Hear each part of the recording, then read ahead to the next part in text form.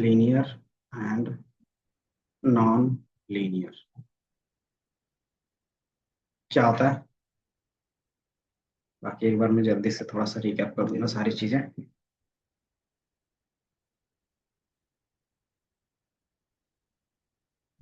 बताओ, यहाँ से भी देख के समझ में आ रहा होगा।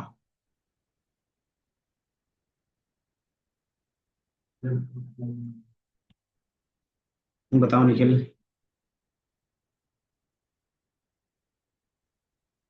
लीनियर और नॉन लीनियर क्या होता है? बताओ।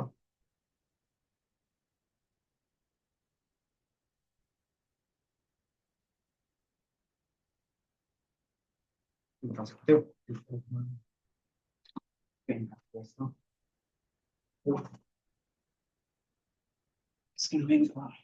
पेन लेके आता हूँ।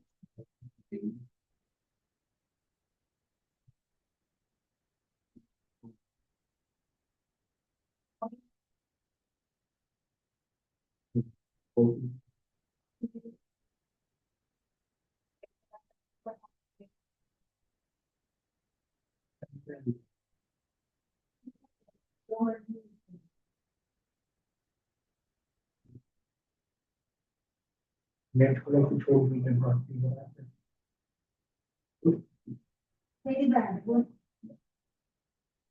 ये ना ई कॉमर्स फर्नीचर वेंडर है ये बेच और एक काफी मैंने डेटा डेटा डाउनलोड करना पड़ेगा। डाउनलोड करने से पहले उसको क्लिक करके सही है तेरा उसकी बनाने और मैं तो इसी कर सकता हूँ पैसा लेने में एसक्यूएल वगैरह इसमें से आपको जो यूज करना हो वो कर सकते हो। अगर आपका ब्लैक कैंडिडेट या वैसे फॉर्मेट करना हो तो आपको आता हो यहाँ पे ऐसे क्लिक करके वो है फिर उसके देखो आपको दिया हुआ है यहाँ पे सारी डिस्क्रिप्शन क्या क्या लगा सकते हो और ओवर को दे रखा है कि क्या क्या करना है सबसे पहले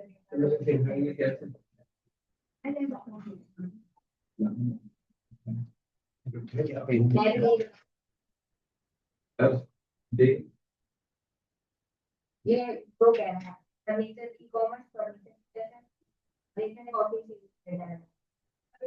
और भी है और भी है। चलो ठीक है, एक बार लास्ट में डिसाइड कर लेंगे, ठीक है? एक बार अभी क्लास के बाद स्टार्ट कर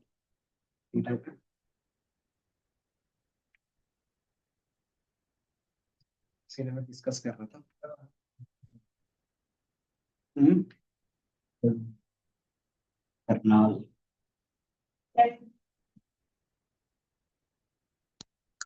बाकी तो रहता है।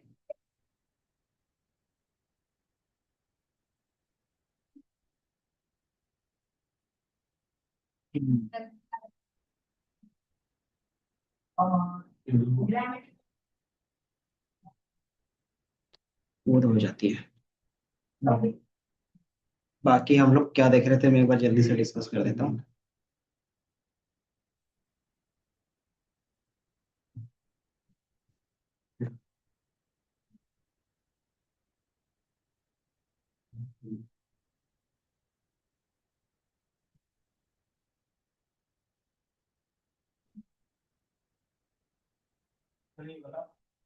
हमने स्टार्ट किया था।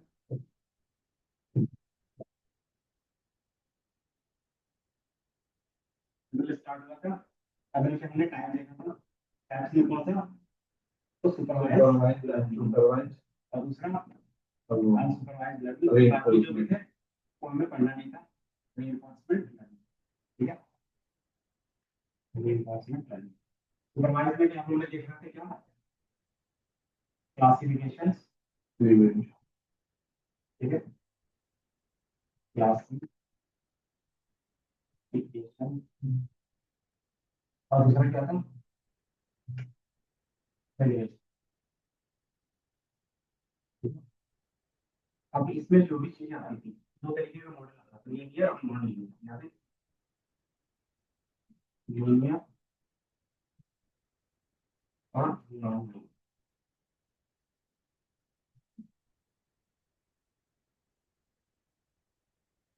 याद है लीनियर और नॉन लीनियर आते थे। लीनियर में क्या था बताओ।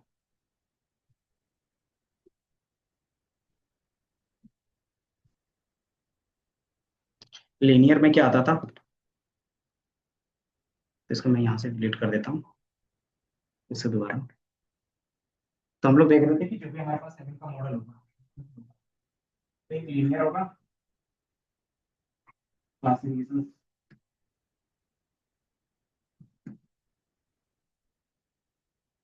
क्लासिफिकेशंस में एंड रिलेशंस में।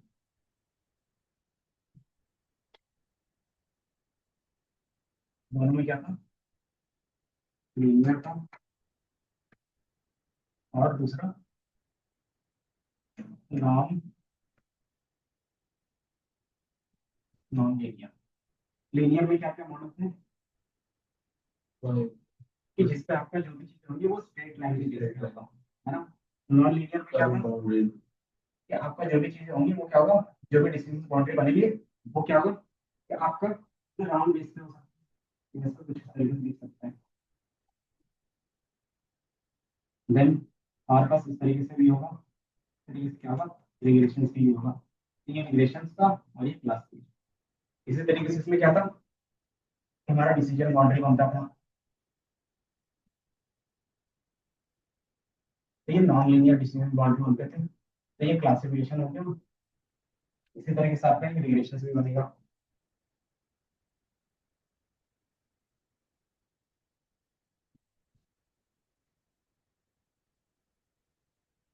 ये क्लासिफिकेशन और ये डेरिवेशन। तो ये कुछ तरीके से हमारा लीनियर और नॉन लीनियर दिखता था, है ना। लीनियर में हम लोगों ने क्या देखा था, अगर याद होगा तो कुछ, लीनियर मॉडल में क्या था कि एक लाइन के बेस पे सारा काम होता था, है ना।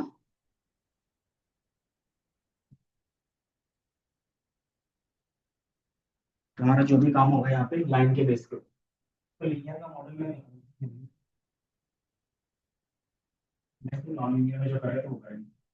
देन क्लासिफिकेशन का भी चलना था। क्लासिफिकेशन में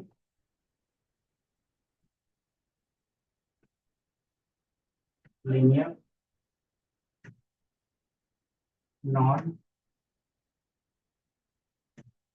लीनियर, ठीक है। लीनियर में कौन कौन सा था, हमने लॉजिस्टिक पढ़ा था, याद है। लॉजिस्टिक इसका काम क्या था, एक लाइन के बेस पे हमको क्या करना, वैल्यू और रेट करना, है ना। दूसरा इसके अलावा हम लोग देख रहे थे कैनन, ये बेसिकली क्या था, नॉन लीनियर के बेस पे था। इसमें हमारे पास एक ही था सिर्फ लॉजिस्टिक। नॉन लीनियर कौन सा है इसके अंदर, कैनन आएगा, देन नई बायस आएगा, देन इसके अलावा हमारे पास और क्या था, हमारे पास SBM, random forest, then decision tree, then decision tree के बाद आपके पास असेंबल, ठीक है। असेंबल टेक्निक्स के अंदर भी क्या था, टैगिंग और बूस्टिंग। सर वोटिंग होता है, वोटिंग भी होता है। हाँ, टैगिंग बूस्टिंग के अंदर चलता है, टैगिंग बूस्टिंग और इसको बोल सकते हैं तीन तरीके से। टैगिंग बूस्टिंग में क्या आएगा, जैसा आप बोल रहे थे रैंडम फॉरेस्ट, है ना। और बूस्टिंग में क्या आएगा कि आपके पास एग्जिट बूस्ट आएगा, XGBoost, LightGBM, then AdaBoost, data boost, ये जितने भी बूस्टिंग होंगे सारा चीज यहाँ पे है। ये दोनों ये दोनों का जो बेस होता है, जो बैगिंग और बूस्टिंग बनती है वो आपका बनता है डिसीजन ट्री से, ठीक है। मल्टीपल डिसीजन ट्री मिला के क्या करते हैं, या तो बैगिंग बनेगा या तो बूस्टिंग बनेगा, ठीक है। और इसमें क्या होता है, स्टैकिंग में मल्टीपल मॉडल्स,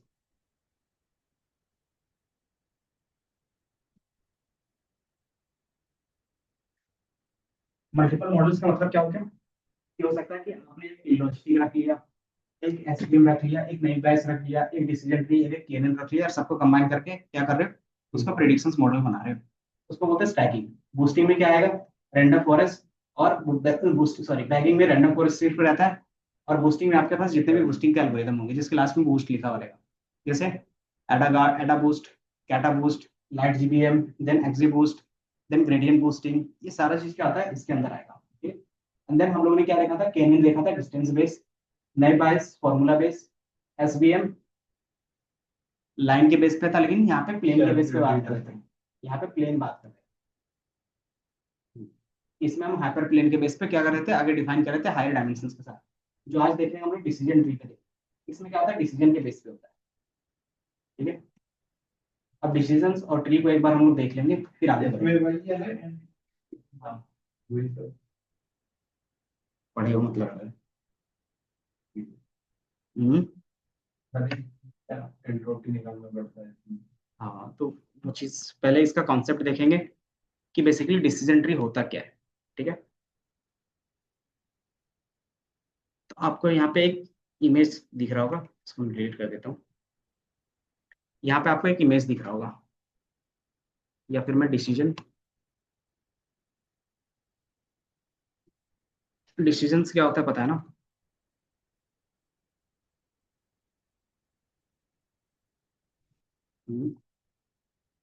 तो ये आपका डिसीजंस होगा। कि डिसीजन ट्री जो हमारा बनता है वो दो चीजों से मिलकर बनता है। डिसीजन ट्री पहला रहेगा डिसीजन,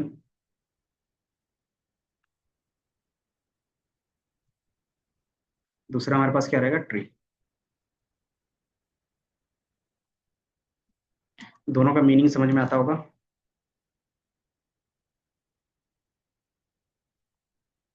बताओ।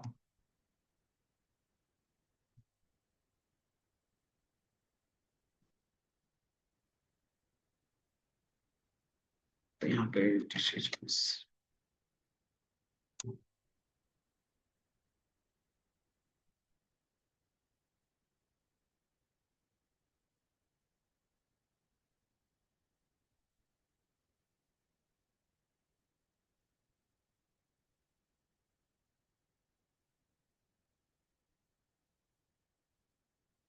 तो यहीं पे डिसीजंस का मतलब क्या होता है? क्या करते हो? कोई भी काम करने से पहले नॉर्मल डिसीजंस लेते हो। फॉर एग्जांपल कि आपको कोचिंग आनी है नहीं आनी है, तब क्या करते हो? पहले माइंडसेट बनाते हो कि हाँ, अगर बारिश, अगर क्या सीजन बारिश है तो उसके अकॉर्डिंग सोच के चलते हैं कि अगर बारिश होगी, ज्यादा बारिश होगी तो नहीं आ पाएंगे, अगर बारिश नहीं होती तो आएंगे। दूसरा कि हमारे पास क्या रहता है? डिसीजन फैक्टर रहते हैं अलग अलग, है ना? कि हमारे पास क्या है कि पब्लिक ट्रांसपोर्ट आज अवेलेबल है या नहीं है, अगर अवेलेबल है तभी जा पाते हैं, नहीं तो फिर नहीं जा पाते हैं। तो उस तरीके से क्या रहता है कि आप कोई एक कंडीशन लेते हो और उस कंडीशन के बेस पे क्या करते हो? अपना डिसीजन करते हो, है ना? एंड देन वो डिसीजन किस तरीके से होगा कि मान लो उसमें मल्टीपल डिसीजन फैक्टर्स हैं। मान लो आप क्या कर रहे हो? कहीं पे एडमिशन ले रहे हो, ठीक है, कोई कॉलेज में एडमिशन ले रहे हो। एडमिशन लेने के लिए क्या है? सिंगल फैक्टर के बेस पे आप एडमिशन लेते हो या फिर मल्टीपल फैक्टर से? क्या क्या चेक करते हैं एडमिशन लेने से पहले कॉलेज में? पहला प्लेसमेंट है, दूसरा इंफ्रा, है ना? तीसरा क्या हो सकता है? देन आपका सिलेबस, कि वहाँ का सिलेबस कैसा है, कि ओल्ड है कि लेटेस्ट है। देन रिकॉग्नाइजेशन, कि कहाँ से रिकॉग्नाइज है ना? एंड देन इस तरीके से क्या होगा? मल्टीपल फैक्टर्स होते जाएंगे, तभी आप क्या करते हो? एडमिशन लेते हो। कि पहले आपने क्या देखा? एक होता है डिस्टेंस भी, है ना? तो सबसे पहले मान लेते हैं हम लोग डिस्टेंस के बेस पे बात कर रहे हैं, कि डिस्टेंस देखेंगे कितना दूर है हमारे घर से, है ना? अगर घर वाले बोलते हैं कि ठीक है बाहर जाके पढ़ सकता है तो डिस्टेंस हमारे लिए फैक्टर नहीं रहता। अगर क्या डिस्टेंस फैक्टर है तो सबसे पहले आप इसी को देखते हो, खासकर गर्ल्स के सेक्शन में, है ना? तो डिस्टेंस पहले आएगा, बाकी चीजें बाद में। तो डिस्टेंस हम लोग देखते हैं। देन फिर कि वो किससे रिकॉग्नाइज है, गवर्नमेंट है, सेमी गवर्नमेंट है या प्राइवेट है ना। देन फिर हम क्या देखते हैं कि उसका इंफ्रा कैसा है, देन फिर सिलेबस की क्या पढ़ाया जा रहा है, देन उसके बेस पे प्लेसमेंट कैसा चल रहा है। कि मान लेते हैं ये 5 फैक्टर है, तो सबसे पहले ये क्या करते हो, डिस्टेंस के बेस पे लेते हैं। तो मैंने बोला डिस्टेंस, हाँ ये नियर है या नहीं है। अगर नियर है मतलब यस, और नहीं है तो मतलब नो। अगर नो है तो यहीं पे क्या होगा, मेरा डिसीजन खत्म हो जाएगा कि आगे मैं जाऊंगा नहीं। अगर यस है तो, कि मान लो यस है तो हम क्या करेंगे, दूसरा डिसीजन बनाएंगे, मतलब दूसरा डिसीजन चलेगा। दूसरा डिसीजन क्या चलेगा कि वो रिकॉग्नाइज है या नहीं है। मान लो आप क्या जा रहे हो कि वर्ल्ड में रिकॉग्नाइज है या नहीं है सर, जो अगर हमें क्या नौकरी में इसका मिलेगा या नहीं है वैल्यू। तो अगर है और नहीं है, अभी हम लोग सिंपल रख रहे हैं यस नो के बेस पे, आगे जाके क्या होता है मल्टीपल कंडीशंस मल्टीपल चीजों के बेस पे होता है। देन अगर है तो फिर आगे बढ़ते हो आप क्या चीज को लेके, तो इंफ्रा, इंफ्रा गुड है या बैड है, गुड और बैड। अगर गुड है तब आप आगे जाते हो, अगर नहीं है तो यहीं से क्या कर सकते हो, हटा सकते हो, है ना। देन इस तरीके से क्या होगा कि आपके मल्टीपल्स बनेंगे। तो अगर ये देखोगे तो ये हमारा क्या होता है, स्टार्टिंग होता है और यहाँ पे जाके एंडिंग होता है ना। लाइक ट्री, ट्री में भी क्या होता है, कहीं ना कहीं से वो उसका स्टार्ट होता है ना, और वो आगे जाके बढ़ता जाता है इसी तरीके से, ठीक है ना। मल्टीपल फैक्टर्स बढ़ते जाते हैं, है ना। हो सकता है 2 से ज्यादा डिसीजन हो, एंड देन लास्ट में एंड कहाँ पे होता है। तो आप देखो सबसे एंड पार्ट क्या होता है, लीफ होता है ना। लीफ मतलब फाइनल रिजल्ट यही होगा हर एक नोड का, तो हर एक ब्रांच का फाइनल में यही होता है लास्ट में, है ना। तो इसीलिए हमारा क्या होगा कि सेम डिसीजन इसी तरीके से हम लोग जो कर रहे हैं एज इट इज स्ट्रक्चर दिख रहा है, इसीलिए हम इसको क्या बोलते हैं, डिसीजन बोलते हैं। ये समझा कि हर एक नोड में क्या करें, जैसे यहाँ पे स्प्लिट हो रहा है तो आप यहाँ पे डिसीजन ले रहे हो इस तरीके का, तो यहाँ पे देखा डिस्टेंस के बेस पे। देन फिर आप क्या कर रहे हो, फर्दर आगे स्प्लिट कर रहे हो, तो यहाँ पे किसके बेस पे कर रहे हो, तो मैंने बोला कि इंफ्रा को लेके। तो इस तरीके से क्या कर रहे हो आप, स्प्लिट जितना भी कर रहे हो वो आपके डेटा पे डिपेंड होगा। उसी तरीके से यहाँ पे भी क्या रहा है, उसी तरीके से सोल्यूशन दिख रहा है, इसलिए हम इसको क्या बोल रहे हैं, डिसीजन ट्री बोल रहे हैं। ठीक है, इतना समझ में आया कि इसको बोलते क्यों है। अब इसमें 2-3 क्वेश्चंस होंगे जो आपके मन में आ रहा होगा, क्या चीज बता सकते हो, कुछ क्वेश्चंस आ रहा है। मान लो इस तरीके से यहाँ पे भी करते हैं तो आगे फिर क्या करेगा, कुछ क्वेश्चंस आ रहे हैं माइंड में, नहीं आ रहे, मतलब सारा चीज सही है। हाँ तो मतलब अब किसी में वाई हो सकता है, यहाँ पे कहीं पे वाई दिख सकता है आपको। तो पहला, यहाँ पे मानो कि ये क्या है, नेचर है, ये अपने आप स्प्लिट हो रहा है। यहाँ पे हम किसके बेस पे स्प्लिट करेंगे, और वो कंडीशन कौन डिसाइड करेगा।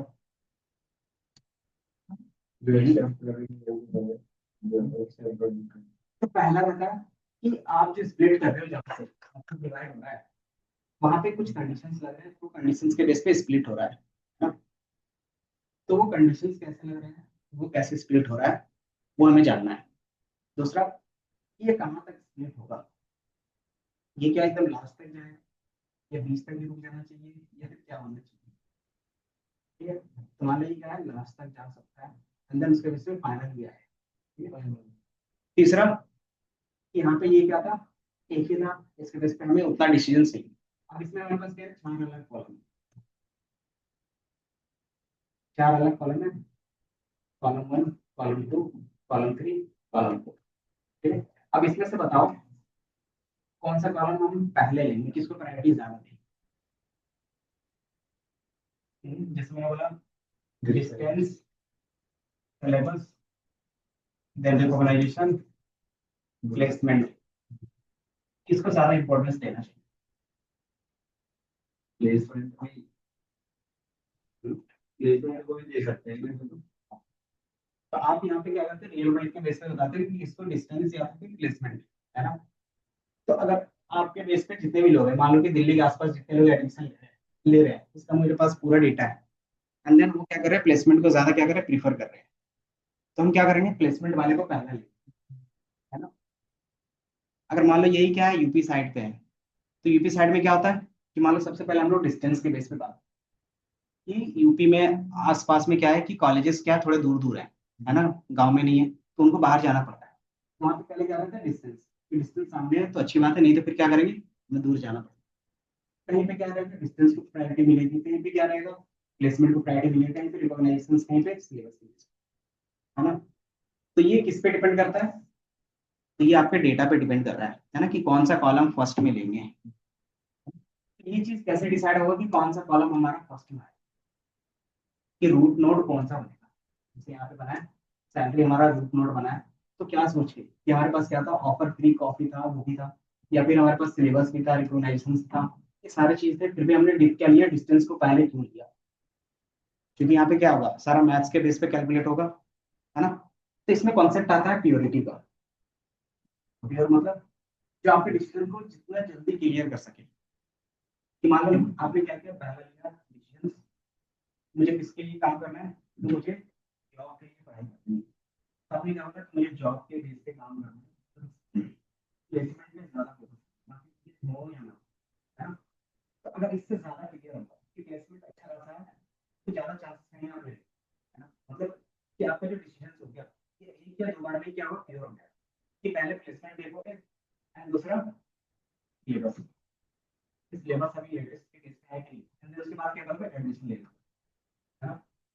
फिर दूसरा क्या हो सकता है कि मान लो मैंने कर लिया डिस्टेंस लिया, कि पहले आप डिस्टेंस चेक करोगे, देन फिर क्या करोगे, सिलेबस, या फिर क्या कर सकते हो, रिकॉग्नाइज है नहीं है, देन फिर आप क्या करते हो, सिलेबस चेक कर रहे हो, देन क्या करोगे, प्लेसमेंट चेक कर रहे हो, है ना। फिर आप डिसाइड कर रहे हो मुझे एडमिशन लेना है या नहीं। तो अगर ये देखोगे तो किसमें ज्यादा ब्रांच जा रहा है, किसमें जा रहा है, पहले वाले केस में या दूसरे वाले केस में, बताओ।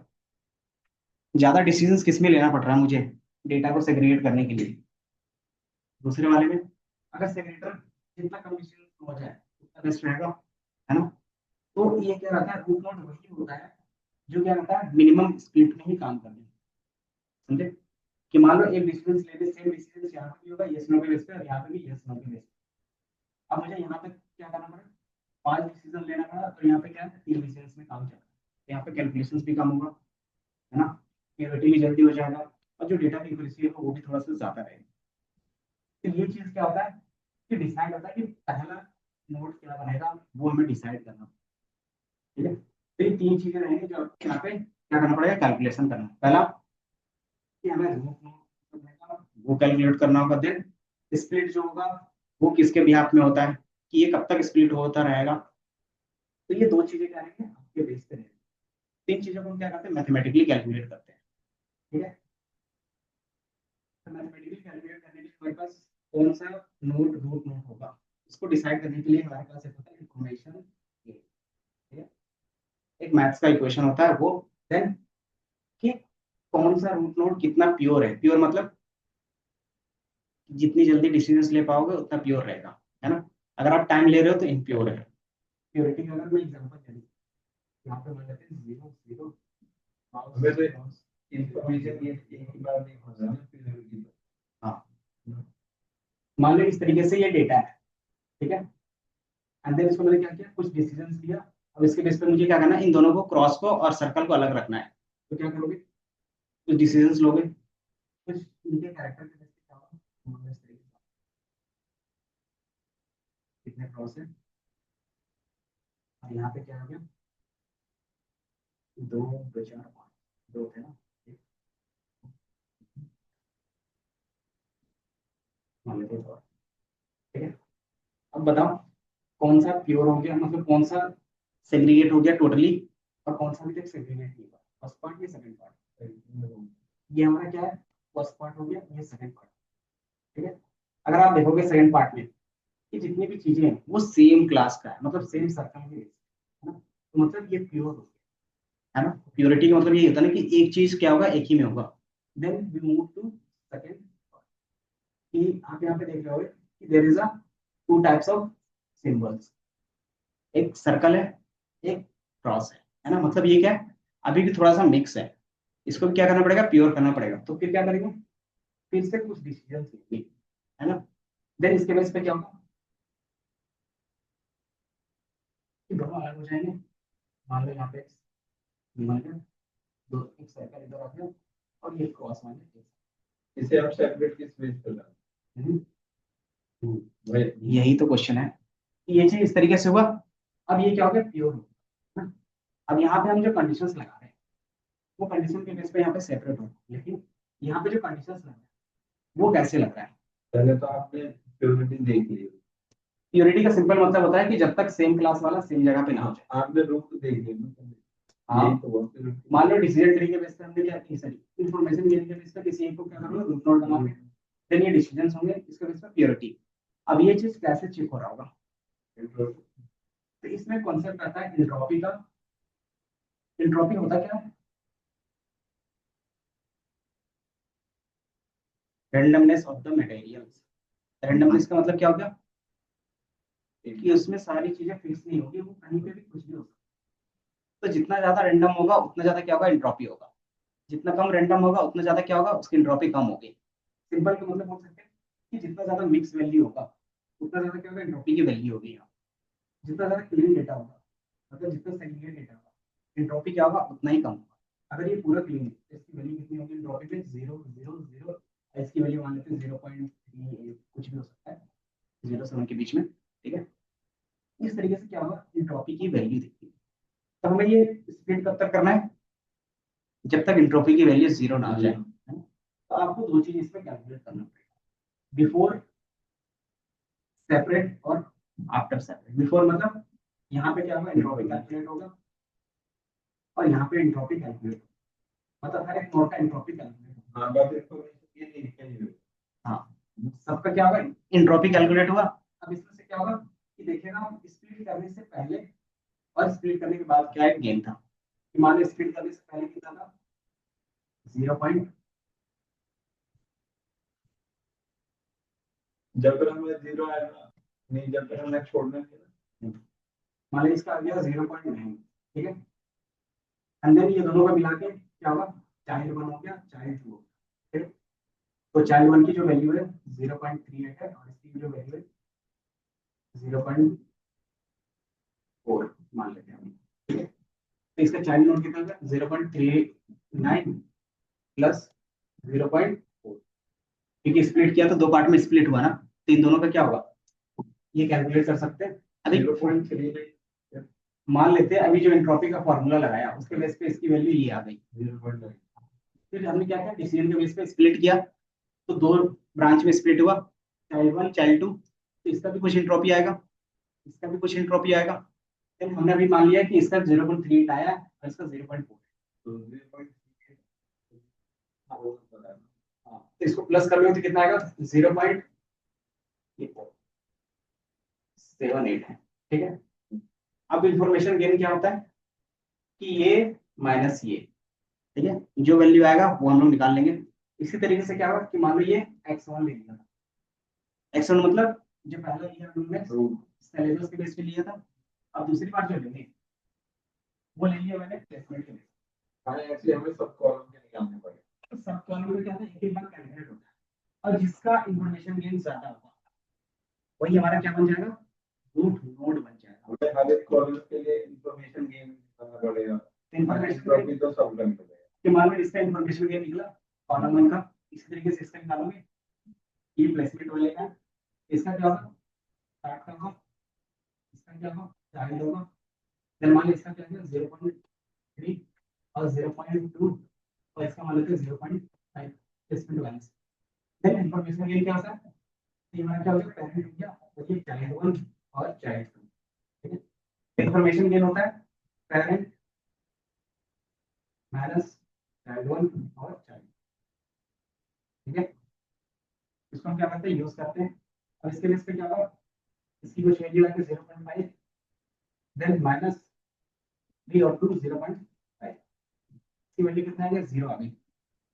0.5 यहाँ पे भी था, 0.5 यहाँ पे भी है, तो ये 0 आ गया, और ये 0.78 है मान लेते हैं फिलहाल के लिए, या फिर क्या है 0.22 होगा, ये 0.8 होगा, 0.4, 9 से माइनस करेंगे, 9 से 7 माइनस करेंगे तो 0.8 आएगा, या फिर 0.12, 80 90, हाँ 0.12, इसको माइनस किया हमने तो 0.9 माइनस 0.78, ये हमारा वैल्यू। तो ये आईजी की वैल्यू हो गई किसकी, तो मान लेते हैं ये सिलेबस का। देन यहाँ पे आईजी की वैल्यू ये किसकी है, तो प्लेसमेंट वाले का, प्लेसमेंट वाले का इसका जीरो है। तो इंफॉर्मेशन गेन वैल्यू किसका ज्यादा है, इसका ज्यादा है। तो हम क्या करेंगे, इसको as a root node treat करेंगे, समझ में आया? तो ये क्या हुआ, अगर 10 कॉलम है, 10 कॉलम का क्या कैलकुलेशन हो, ठीक है। तो एक बेसिक मैंने क्या बता दिया, ओवरव्यू बता दिया कि कैसे डिसाइड होगा, ठीक है। अब इसी चीज को हम क्या करते हैं, यहाँ पे भी देखते हैं। तो यहाँ पे क्या है, सिंपल कुछ टर्म्स होंगे जो आपको याद रखने पड़ेंगे, जैसे रूट नोड किसको बोलते हैं, ब्रांच किसको बोलते हैं, देन लीफ नोड किसको बोलते हैं, है ना। वो चीज आपको बताया है। रूट नोड जो स्टार्ट होता है, देन आपका कुछ डिसीजंस होगा, यस नो, एंड देन अगर यस है तो इधर जाएगा, अगर नो है तो इधर जाएगा, है ना। और ये हमारे क्या कहलाएंगे, लीफ नोड कहलाएंगे, ठीक है। तो यहाँ पे ये दिख रहा है,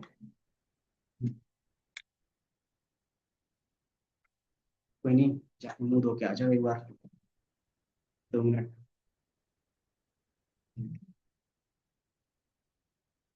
वही लोगों,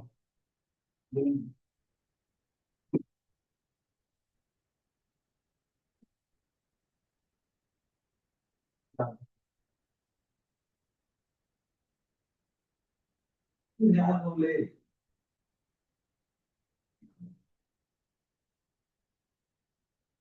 तो बैठे सोच लेते हैं तो बता जामुन हो गया दूध हो गया चल दूध में आगे बैठो दूध हो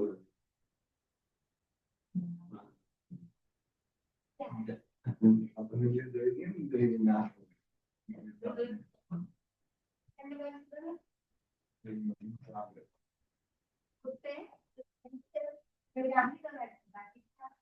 जाओ वहाँ दोनों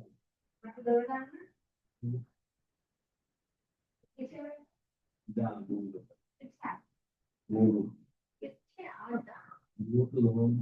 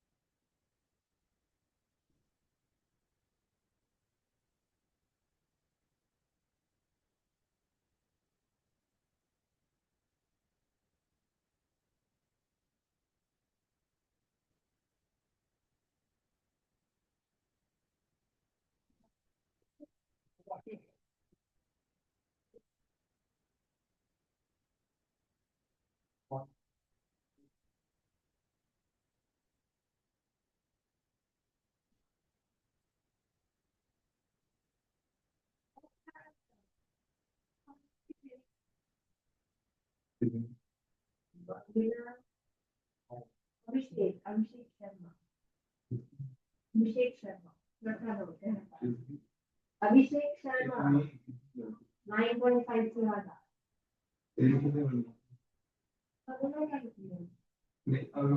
लास्ट टाइम 8.4 कम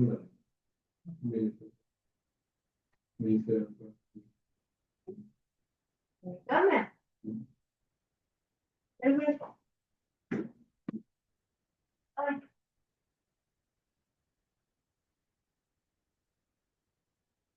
ये तो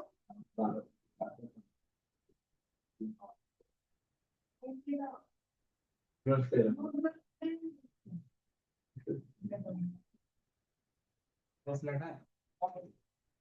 इसका एक वेबसाइट था, उसमें क्या था ना, डिसीजन ट्री में एक अच्छा खासा ना, कोई भी एक हीरो का नाम सोचते हैं ना, और उसके बेस पे कॉलम चूज करते हुए जाते हैं, तो वो बता देता है कि आपने ये हीरो का नाम रखा। समझे? मैंने यूट्यूब पे सुना था ये डिसीजन की हाँ, उसमें थोड़ा अभी तक समझ में आ रहा है, ये बताओ। अच्छा, इसका पहले रहता है कि हम लोग ये पढ़ क्यों रहे हैं, ये बताओ, डिसीजन ट्री पढ़ क्यों रहे हैं? क्योंकि वो क्लियर नहीं होगा तो फिर आगे कैसे पता चलेगा? प्रॉब्लम उसके लिए तो एसवीएम भी था।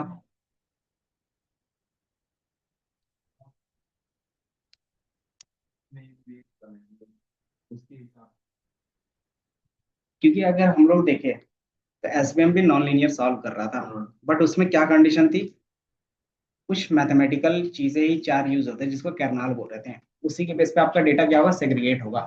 अगर मान लो कुछ ऐसा डेटा है जिसके बेस पे वो हमारा कैरनाल नहीं काम कर रहा है, तो फिर हम वहां तो सेग्रीगेट नहीं कर पाएंगे। हाँ, जिस तरीके से हम लोग सोचते हैं ना, उसी तरीके से यहाँ पे। तो आप जो सोच रहे हैं, तो हम क्या करते हैं एज ए ह्यूमन बिहेवियर की तरह, हमने क्या किया, मैथमेटिकल चीजें बनाई हैं। तो उसमें से एक क्या है, नॉन लीनियर के लिए डिसीजन ट्री है ना? तो इंपॉर्टेंस आपको पता चल रहा है क्यों, क्योंकि क्यों आपको नहीं पता रहेगा ना, कि वाई वी लर्न, तब तक आप कैसे पढ़ रहे हो, क्या पढ़ रहे हो, आपको नहीं पता चलेगा। अब उसमें होता है कि आप जो डिसीजंस लेते हो, कि मान लो मैंने क्या किया, पहले सैलरी को प्रेफरेंस दिया। आप सैलरी को प्रेफरेंस कैसे देते हो अपने माइंड पे? तो ये तीन कॉलम्स हैं, पहले अपना खर्चा देख कि मान लो क्या होम के नियर है या नहीं है सैलरी, इन तीनों में से आप प्रायोरिटी किसको देते हो, कैसे आप सोचते हो, क्यों? तो एक अमाउंट रख लेते हो ना, कि मिनिमम तो 20,000 30,000 होना चाहिए, है ना? इससे कम होगा तो मेरा नहीं चलेगा, है ना? तो माइंडसेट बनाते हो। तो यहाँ पे भी क्या होता है, इंट्रोपी और इंफॉर्मेशन गेन वो माइंडसेट बना देता है हमारे लिए, कि इसके बेस पे जो डिसीजन होगा आगे का, वो मिनिमम नंबर ऑफ डिसीजन से हो जाएगा। लेकिन कब, जब आप क्या करोगे, कुछ डिसीजन बाउंड्री रखोगे। मान लो जो सैलरी रेंज है कि 50 से 80 के बीच में होना चाहिए, है ना? तो ये रेंज आप क्या करते हो, डेटा के बिहेवियर के बेस पे पता चलता है। क्योंकि आपको बताओ,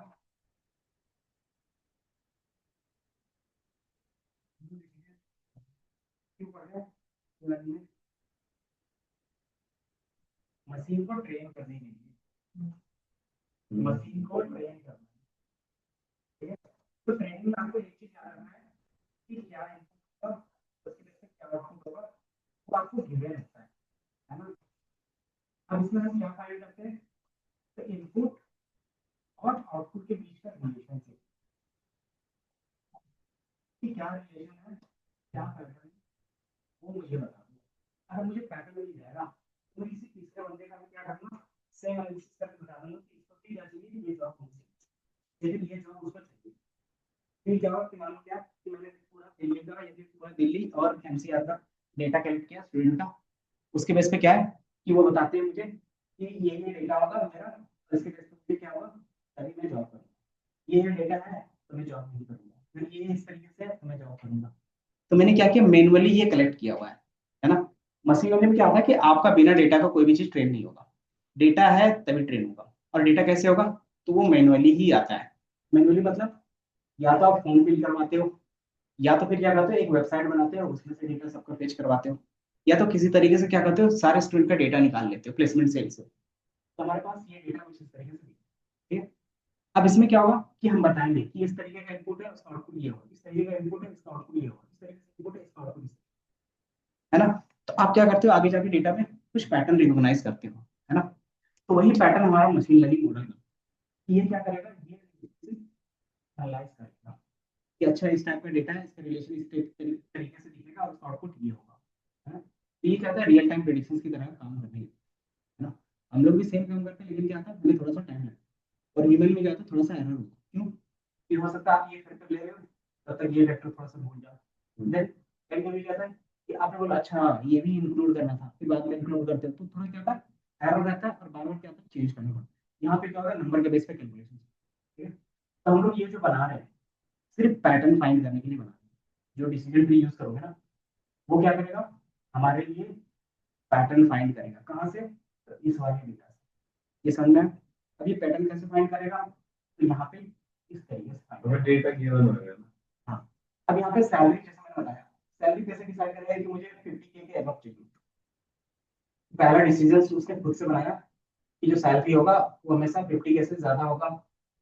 तो ये 50K से ज्यादा सैलरी होगा, वो कैसे डिसाइड होगा, तो ये डेटा के नेचर से डिफाइन होता है, ठीक है। उसने देखा कि most of the time yes क्या है, अगर 50K से ज्यादा है ना, एंड देन अगर उससे कम है तो डायरेक्टली वो नो बोलते हैं कि अगर क्या है कि 7,000 सैलरी है तभी हम क्या करेंगे, आपका ऑफर एक्सेप्ट करेंगे। कौन, तो दिल्ली एनसीआर में। अगर क्या है 7,000 से कम है, ऑटोमेटिकली वो क्या बोलते हैं, नो बोलते हैं। इसका मतलब है कि डायरेक्टली मेरा जो स्प्लिट हो रहा है वो प्योर हो जा रहा है, यस वाले एक साइड में सारे आ जा रहे हैं, नो वाले एक साइड में सारे आ जा रहे हैं, है ना। इससे क्या होगा, ये डिसीजंस आपको बन जाएगा। तो देखिए हमारा क्या होता है पैटर्न, ये समझ में आया? पैटर्न कुछ नहीं होता, बेसिकली जो डिसीजंस ले रहे हो, इसके बिहाफ में ले रहे हो, आपको यहाँ पे पता चल जाता है। ये समझ में आया? ये जो हमारा पैटर्न रिकॉग्नाइज करना होगा, कौन सी वैल्यू कहाँ पे रहेगा, वही चीज इसको सिखाते हैं। फिलहाल 60K पे नहीं जा पा रहा है, मैंने बोला 50K रख के देख लिया तो ये क्या करेगा, अपने आप को 50K पे रखेगा, अंदर क्या करेगा, इसी की वजह से बता दूंगा कि अगर 60K रख रहे थे उसमें 80% एक्यूरेसी आ रहा था, अगर 50K रख रहे हैं तो 90% एक्यूरेसी आ रहा है।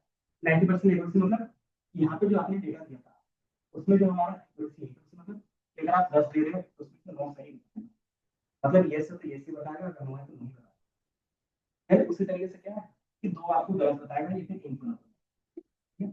अब ये जो पैटर्न है यही चीज रिकॉग्नाइज कर रहे हैं, और ये चीज किसके हेल्प से कर रहे हैं, तो अलग अलग एल्गोरिथम की मदद से कर रहे हैं, ठीक है। और यहाँ पे कौन सा एल्गोरिथम, तो डिसीजन ट्री।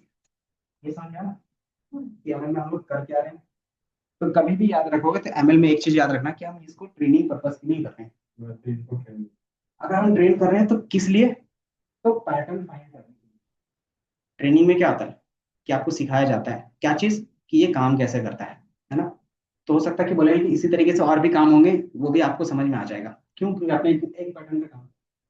फॉर एग्जाम्पल, अगर आप क्या करते हो, आपको साइकिल चलाना आता है तो ऑटोमेटिकली क्या होता है, बाइक चलाना सीख जाते हो, थोड़ा सा क्या होता है कम आपको क्या, लेकिन क्या होता है लॉजिक दोनों में सेम होता है। पहला, बैलेंस दोनों में बनाया जाता है, दूसरा स्पीड का रहता है, और उसमें क्या रहता है एक्स्ट्रा एड ऑन होता है, क्लच का, गियर का, है ना।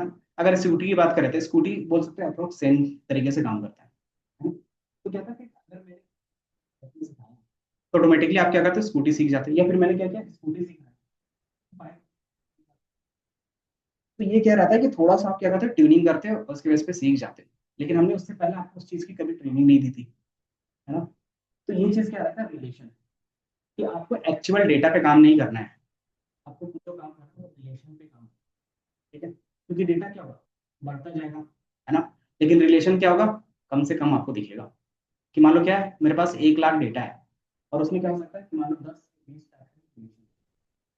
किस तरीके का डेटा है, इसका ये आंसर होगा, इस तरीके का डेटा है, इस तरीके से। तो क्या होगा, डेटा आपका जितना भी चाहे उतना भी होगा, लेकिन क्या होगा, रिलेशन हमेशा फिक्स रहेगा, ठीक है। तो इसी की वजह से क्या होता है, पैटर्न फाइंड करते हैं। पैटर्न फाइंड करने का सिंपल मीनिंग होता है कि यहाँ पे 50K होगा, 60K होगा, ये 80K होगा, वो कैसे पता चलेगा, तो वही रहता है रिलेशन, ठीक है। ये समझ में आया कि यहाँ पे जो डिसीजंस बनेगा ये 50 होगा, 60 होगा, 70 होगा, 80 होगा, यही क्या होता है, पैटर्न फाइंडिंग होता है। कि यहाँ पे अगर 60 रख रहे हो, 70 रख रहे हो तब बेस्ट आंसर है, या फिर 30 रख रहे हो तब बेस्ट आंसर। तो वो हर एक कॉम्बिनेशन चेक करता है, अगर बोलता है कि 30 रख रहे हैं तब बेस्ट आ रहा है आंसर, तो वही हमारा क्या हो गया, पैटर्न हो गया, ठीक है। कि जो पहला डिसीजन होगा सेपरेट का, वो क्या होगा 30K से स्टार्ट हो जाएगा, ठीक है। और ये 30K कहाँ से डिसाइड हो रहा है, तो हमारे डेटा के नेचर से डिफाइन हो रहा है, तो ये हमें डिफाइन करने की जरूरत नहीं पड़ती। तो जब आपने कंडीशन दे दी नहीं, कंडीशन हम लोग देते ही नहीं, यही तो उसको पता करना रहता है। तो अभी आपने कहा ये मैंने एग्जांपल कि वैल्यू है 50K, ये मैं क्या करूँ, अब मुझे डेटा बताना है, तो मैं भी क्या करना, डेटा रखी बता रहा, इसी तरीके से डिसीजन क्रिएट करता है कि मुझे 60K रखना है, 50K रखना है, डिसीजन ट्री को तो वो खुद से डिसाइड करता है, इसकी जरूरत है तो डेटा है नहीं। जिस तरीके से हम सोच रहे हैं उसी तरीके से क्या होगा यहाँ पे भी होगा कि बार बार हम अलग अलग वैल्यू रख के देखेंगे, है ना। अब ये अलग अलग वैल्यू कौन सा होगा, तो मैंने अभी होता है ना कि जिसमें स्प्लिट जितनी जल्दी हो जाए, कि मान लो क्या करो, यहाँ 5 के बेस पे और दूसरे में 3 के बेस पे ही स्प्लिट हो, मतलब 3 ही बार आपको सोचना पड़ा और एक में 5 बार सोचना पड़ा, तो कौन सा बेस्ट रहेगा, 3 वाला। इसको काम लेते हैं जल्दी से प्योर हो गया, प्योर का मतलब क्या हो गया, अभी जो मैंने बताया, इंफॉर्मेशन की हाँ, इस तरीके से क्या होगा, आपके पास यहाँ पे क्या क्रॉस है और सर्कल है, तो मैं फिर से एग्जांपल नहीं दे रहा हूँ, और यहाँ पे क्या होगा 1 2, अब बता सकते हैं कौन सा प्योर है, बताओ। नहीं, कौन सा प्योर है, प्योर का मतलब क्या होता है कि आपको क्लासिफाई करके अलग दिख रहा हो, पहला वाला दिख रहा है या दूसरा वाला दिख रहा है, दूसरा वाला, क्यों, क्योंकि इसमें क्या है कि सेम टाइप का ही है और इसमें क्या है मिक्स टाइप का है। देन क्या करते हो, अगेन एक और डिसीजन लेते हो एंड देन क्रॉस कॉलर और सर्कल कॉलर, इस तरीके से, है ना। तो ये क्या होगा, इसी चीज को बोलते हैं प्योरिटी, कि जितना कम स्टेप में प्योर होगा वही क्या होगा, उसका बेस्ट वैल्यू होगा। कि मान लो आपने क्या किया 50K रखा, तो 2 ही बार 3 ही बार में क्या होगा स्प्लिट हो गया, अगर आपने 60K रखा तो 5 बार ले रहा है, तो कौन सा वैल्यू हमारा बेस्ट रहेगा, 50K वाला। और ये प्योरिटी कैसे चेक होता है, तो इंफॉर्मेशन गेन से। इंफॉर्मेशन गेन कैसे निकलता है, तो एंट्रोपी से, ठीक है, कि स्प्लिट करने से पहले एंट्रोपी क्या था, स्प्लिट करने के बाद क्या एंट्रोपी होगा, वही चीज हम कैलकुलेट करते हैं, और जिसका इंफॉर्मेशन गेन की वैल्यू ज्यादा होती है वही हमारा रूट है, ठीक है। तो ये समझ में आया कॉम्बिनेशन, कि कौन सा रूट नोड बनेगा, क्या डिसीजन होगा, वो खुद ब खुद डिसाइड करेगा, हमें सिर्फ क्या करना होता है, ये और ये कैलकुलेट करना है। और ये भी हम मैनुअली नहीं करते हैं, ये ऑटोमेटिकली अंदर हो जाता है। हमें सिर्फ क्या होता है कि ये बैकग्राउंड में कैसे कैलकुलेट करता है वो सिर्फ पता होना चाहिए, ठीक है। अगर 1 लाइन कोड लिखते हो कि डिसीजन ट्री एंड देन उसमें क्या करते हो डॉट फिट कर देते हो, तो ये सारा कैलकुलेशंस वो ऑटोमेटिकली करता है हमारे दिमाग में, ठीक है। बट कैसे काम करता है अगर वो पता रहता है तो हम क्या कर सकते हैं, सारी चीजें कर सकते हैं। तो सेम यहाँ पे दूसरा एग्जांपल है स्मोकर नॉन स्मोकर के बेस पे। देन इसमें चीजें आएंगी, पहला क्या होता है, इंटायर डेटा सेट हम लोग लेंगे एज अ रूट, देन उसमें से क्या करेंगे, बेस्ट फीचर्स लेंगे, मतलब कौन सा कॉलम बढ़िया है स्प्लिट करने के लिए वो लेंगे। और वो कैसे लेंगे, आपके लिए क्या होगा, गिनी एंट्रोपी और वेरिएंस रिडक्शन। गिनी और एंट्रोपी सेम होता है, उसमें डिफरेंस आता है डेटा का, कि अगर आपका क्या लार्ज डेटा सेट है तो आप गिनी का यूज करोगे, स्मॉल डेटा सेट है तो एंट्रोपी का यूज करेंगे। लेकिन डेटा सेट भी है तो भी वो क्या होता है, गिनी में परफेक्ट आंसर, तो जो डिफॉल्ट वैल्यू हमेशा होगा वो यही होगा, ठीक है। अब यही चीज रिग्रेशन के लिए यूज करेंगे, ये क्लासिफिकेशन हो गया और ये रिग्रेशन। तो वो क्या करता है, एवरेजिंग करता है, किसका, तो वेरिएंस का। वेरिएंस क्या होता है, याद है, भूल गए, वेरिएंस बोलते हैं ना, वेरी कर रहा है। क्या आप अपने बिल लेके जाते हो वहाँ पे 320 रुपए, लेकिन जो कटा हुआ रहता है वो 340 रुपए, तो क्या बोलते हो 20 रुपए का वेरी कर रहा है, कि आपने मुझसे 20 रुपए ज्यादा ले लिए। तो यहाँ पे क्या होगा, एक्चुअल और रेटेड का जो रहता है डिफरेंस, उसको बोलते हैं वेरिएंस, ठीक है, कि जितना होना चाहिए। और यहाँ पे क्या है, वेरिएंस रिडक्शन, मतलब वेरिएंस जितना कम होगा उतना परफेक्ट आंसर आएगा, किसमें, रिग्रेशंस वाले प्रॉब्लम में, ठीक है। तो ये चीजें रहती है। देन फिर क्या करते हो, सारा डेटा ब्रांच के बेस पे स्प्लिट करते हैं, और ये कब तक चलेगा, जब तक आपका डिसीजंस नहीं आ सकता कि एडमिशन लेना है या नहीं लेना है, मतलब ये सारा प्योर ना हो जाए, ऑल क्लास इन सेम, ठीक है। और ये क्या होता है, मैक्सिमम डेप्थ हो सकता है, और जहां तक स्प्लिट ना हो, कि मान लो मैक्सिमम वहीं तक स्प्लिट हो सकता है, उससे ज्यादा नहीं जाएगा, ठीक है। तो ये कुछ इस तरीके से दिखता है हमारे पास, डिसीजन ट्री जिसको रूट नोड बोलते हो, देन डिसीजन नोड्स जिसको आप सब ट्री भी बोल सकते हो, एंड देन लास्ट में आता है लीफ नोड जो आपका डिसीजन रहेगा, जो आपका प्रिडिक्शंस वाला रहता है। ठीक है, तो ये सारी चीजें हैं। देन अब इसका यूज केस, तो यूज केस पता है आपको, यूज केस कहाँ पे होता है? Loan approval. आप अभी क्या करोगे, कोई भी लोन वाला एप्लीकेशन डाउनलोड करोगे, पर्सनल लोन वाला, पेन नंबर लेगा, उसके बेस पे क्या करेगा, इंस्टेंट लोन अप्रूव कर देगा। और कितना अप्रूव होगा वो आपको बता देगा कि 10,000 होंगे, 5,000 होंगे, 8,000 होंगे, 20,000 होंगे। तो एक टाइप का क्या होगा, रिग्रेशन प्रॉब्लम हो गया। हाँ, प्रिडिक्शंस के लिए होता है, मेडिकल डायग्नोसिस के लिए, कि इनको डायग्नोसिस की जरूरत है या नहीं है तो कितना है।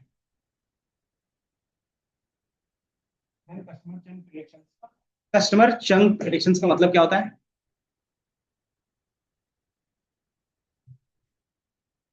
मतलब होता है सिंपल, कि वो कस्टमर हमारे पास रहेगा या फिर चला जाएगा। सब सब्सक्रिप्शन मॉडल्स होते हैं, हम वहाँ पे क्या करते हैं, हर महीने कुछ ना कुछ सब्सक्रिप्शन लेते हैं, है ना। अब सेम चीज क्या है, कि मान लो जियो सावन है, स्पॉटिफाई है।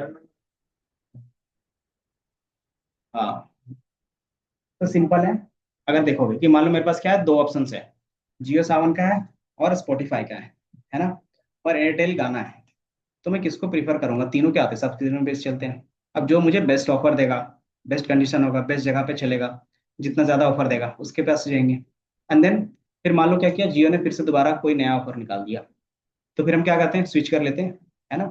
तो अगर स्विच ना करें, उसके लिए क्या करना पड़ेगा, मान लो स्पॉटिफाई को क्या करना पड़ेगा, कि जो वो बेस्ट ऑफर दे रहा था वही ऑफर हम भी दें, है ना। तो उससे क्या होगा, कस्टमर छोड़ के नहीं जाएगा, है ना। तो यही चीज होता है कस्टमर चंक प्रेडिक्शंस, कि वो मुझे छोड़ के जाएगा या नहीं जाएगा, अगर जाएगा तो क्या चांसेस है, और किस बेसिस पे जा रहा है। अगर उस बेसिस पे जा रहा है तो हम क्या करेंगे, उसमें उसको कूपन दे देंगे, ऑफर दे देंगे, उसका सब्सक्रिप्शन डाउन कर देंगे, है ना, कुछ दिन के लिए। तो क्या हो, ताकि वो स्विच ना करे। ठीक है, वो चीज रहता है फ्रॉड डिटेक्शन, कि आपका जो भी है कहीं पे मिस यूज तो नहीं हो रहा एटीएम है। हाँ, ये सारी चीजें, मार्केटिंग कैंपेन, कि मान लो आपने 4 ऐड को क्या किया, रन किया है, चारों में क्या है कि चल रहा है, लेकिन अब उसमें से बेस्ट कौन सा है कैसे पता चलेगा, तो जिसमें ज्यादा क्लिक आते होंगे, है ना। तो हर बार क्या आप 4 ऐड चलाओगे, क्योंकि चारों में क्या होगा, पैसा खर्चा होगा, है ना। अब आप क्या करोगे, अगली बार से प्रेडिक्शंस पे करोगे, कि मैंने क्या किया, कि ये मेरा डेटा है, इसके बेसिस पे मैं ये क्या मार्केटिंग कैंपेन करना चाहता हूँ, तो बताओ कौन सा बेस्ट होगा। तो बता देगा कि इस तरीके से ये बेस्ट होगा। तो इससे क्या होगा, कि आपको 4 जो अलग अलग ऐड रन करते हैं, आप एक ही ऐड रन करोगे, तो उससे क्या होगा, कॉस्ट ऑप्टिमाइज हुआ। तो ये चीज क्या रहता है, मशीन लर्निंग के एग्जांपल्स रहते हैं। ठीक है, एंड देन मैंने बताया कि जो टाइप्स होंगे डिसीजन ट्री के, दो तरीके से, क्लासिफिकेशंस का काम करेगा और रिग्रेशंस का।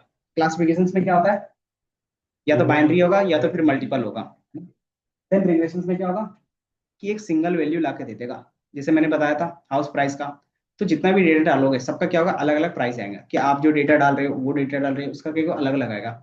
लेकिन मान लो कि हम लोग 4 लोग हैं, 4 लोग क्या करें, कि सिर्फ ईमेल स्पैम है या नहीं है, तो चारों का आंसर कौन कौन सा में लाई करेगा, या तो यस होगा या तो नो होगा, इसके अलावा तो कहीं नहीं जाएगा। ठीक है, दूसरा क्या होता है, रिग्रेशन हो सकता है। इसमें क्या होगा, कि मान लो आपने क्या किया, अपना रिक्वायरमेंट बताया, उसके बेस पे क्या होगा, प्राइस सेम होगा या सबका अलग होगा।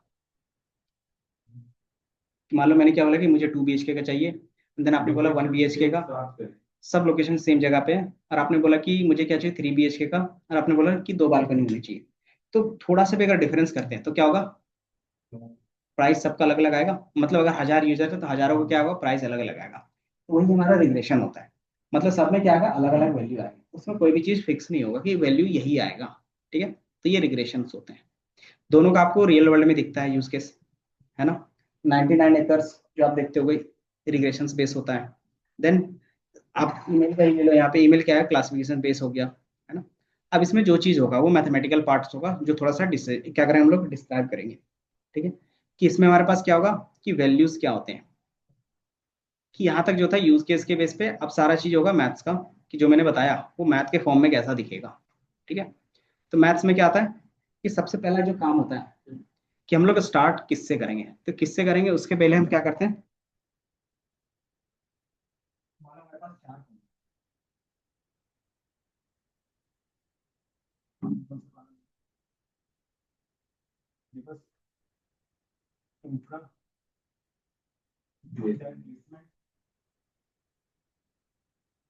अब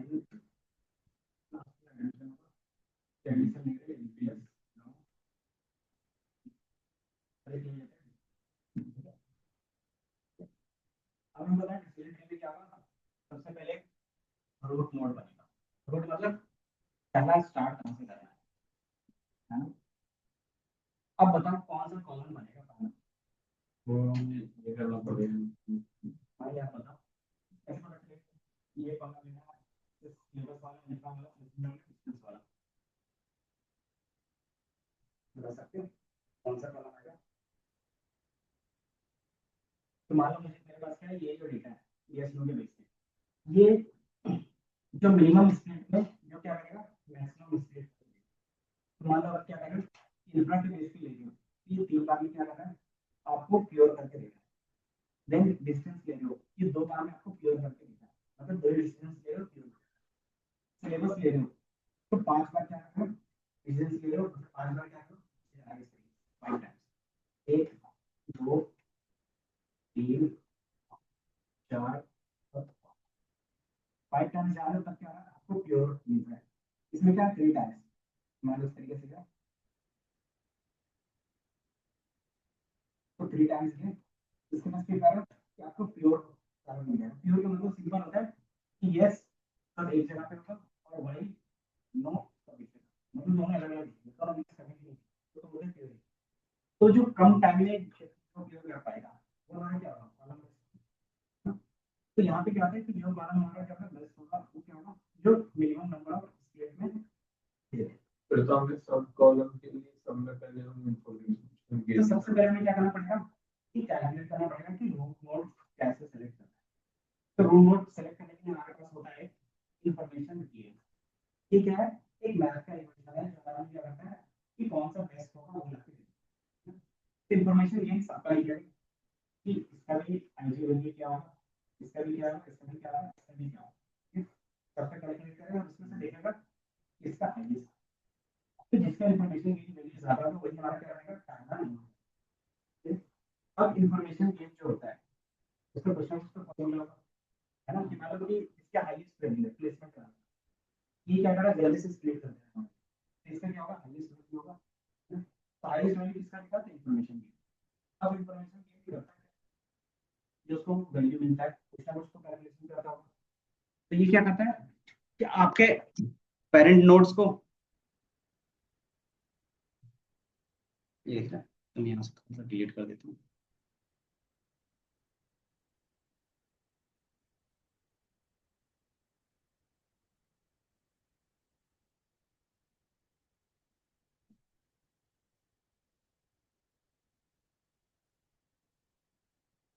ठीक है तो इंफॉर्मेशन गेन का फॉर्मूला है। तो जो इंफॉर्मेशन गेन का फॉर्मूला होता है वो होता है एसटी और एसटी। टी का मतलब होता है ट्रेनिंग डेटा सेट कि जितना भी ट्रेनिंग डेटा सेट है सबको पहले कर लेंगे और उसका क्या निकालेंगे एंट्रोपी निकालेंगे। एंट्रोपी होता है रैंडमनेस। एंट्रोपी निकालेगा एंट्रोपी का मतलब होता है रैंडमनेस। रैंडमनेस का मतलब क्या होता है बता सकते हैं रैंडमनेस का मीनिंग क्या होता है कि रैंडमली कुछ भी हो सकता है हमारे पास है ना।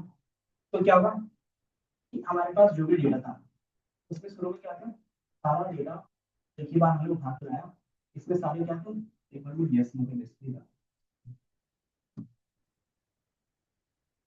ठीक है तो मेरे पास जितना भी यस नो का डेटा था yes no yes no yes yes no ठीक है तो सारा क्या है अभी रैंडमली एक ही जगह पे है ना। अब इसका रैंडमनेस कम करेंगे। रैंडमनेस कम करने का मतलब होता है कि यस और नो को अलग कर दोगे तो क्या होगा ऑटोमेटिकली आप यस कर सकते हो कि यस ही होगा या फिर नो होगा इसमें कोई भी वैल्यू आप रैंडमली नहीं आएगा। तो मैंने क्या किया 5 यस है टोटल कितना यस है तो 5 यस है 1 2 3 4 5 6 और नो कितने हैं तो 6 नो। ठीक है मान लेते हैं इसमें से 3 यस रख दिया इधर 6 5 11 है ना तो इसमें 5 कर लेते हैं और 9 इसमें। इसी तरीके से क्या करते हैं यस है नो नो नो। तो इस तरीके से अभी भी देखो, तो यहाँ पे जितना रैंडमनेस था, रैंडमली आप कुछ भी बोलोगे तो सही आ जाता, यहाँ पे उसके चांसेस क्या होंगे, ऑटोमेटिकली कम हो जाएगा, है ना? क्यों? अगर आपने यहाँ पे नो बोला तो नो के चांसेस ऑटोमेटिकली कम होंगे, यहाँ पे क्या होगा, यस के चांसेस ऑटोमेटिकली कम होंगे। देन अगेन क्या करोगे कि और भी क्या करना, प्योर करना है, मान लेते हैं यस यस यस और एक नो यहीं पे आ गया, इसके वजह से एक नो यहाँ पे। अब बताओ इसमें जो चांसेस होंगे नो आने का, वो क्या होगा, हमेशा 1, है ना? मतलब ये क्या हो गया, इसमें रैंडम आप कुछ भी नहीं बोल सकते, आपको नो ही होगा इसमें। इसी तरीके से इसमें भी क्या है, अभी भी कुछ ना कुछ है, तो सारी यस को एक जगह पे कर देंगे और ये नो को एक जगह पे। इसी तरीके से ये चल रहा है, इसी तरीके से क्या होगा, इसका भी चलेगा, ठीक है? तो ये जो प्योर करते जा रहे हैं वो कैसे हो रहा है, तो ये एंट्रोपी कैलकुलेट करते हैं। एंट्रोपी मतलब ये होता है रैंडमनेस, और रैंडमनेस की वैल्यू क्या होगी, यहाँ पे ज्यादा होगी, फिर यहाँ पे उससे कम होगी, उससे कम होगी, और यहाँ पे क्या होगा, 0 हो जाएगा, ठीक है? तो वही हमारा क्या है, एंट्रोपी होता है। और एंट्रोपी बेसिकली क्या होता है, प्रोबेबिलिटी। कि मैंने पूछा कि यहाँ पे यस होने की प्रोबेबिलिटी क्या है, बता सकते हो? यहाँ पे यस आने की प्रोबेबिलिटी क्या होगी, कि 3/5, है ना? और नो होने की प्रोबेबिलिटी 2/5। इसी तरीके से यहाँ तक जाओगे तो यहाँ पे भी क्या होगा, मान लीजिए यस आने की प्रोबेबिलिटी कितनी होगी, 3/3, है ना? तो कितना आएगा, हमेशा 1 आएगा। तो यहाँ पे नो आने की प्रोबेबिलिटी कितनी होगी, 1, और यस आने की प्रोबेबिलिटी यहाँ पे कितनी होगी, 0। यस एक भी नहीं है, यस डिवाइडेड बाय जो टोटल नंबर है, तो 0 डिवाइडेड बाय कुछ नहीं करना है, क्या होता है, 0 होता है, मतलब यस की प्रोबेबिलिटी यहाँ पे कुछ भी नहीं होगी और नो की यहाँ पे। अब अगर आप देखोगे कि ये बोलोगे यहाँ पे कुछ यस दिखा है, और ये चीज क्या होता है, रैंडमनेस दिखा है। अब इसी में हम थोड़ा सा क्या करते हैं, चेंजेस कर लेते हैं, कि अगर वैल्यू हमेशा 1 हो रहा है तो हम क्या करें, इसका यूज करें। अदरवाइज क्या है कि अगर यहाँ पे देखोगे वैल्यू कितना आ रहा है, 3/5,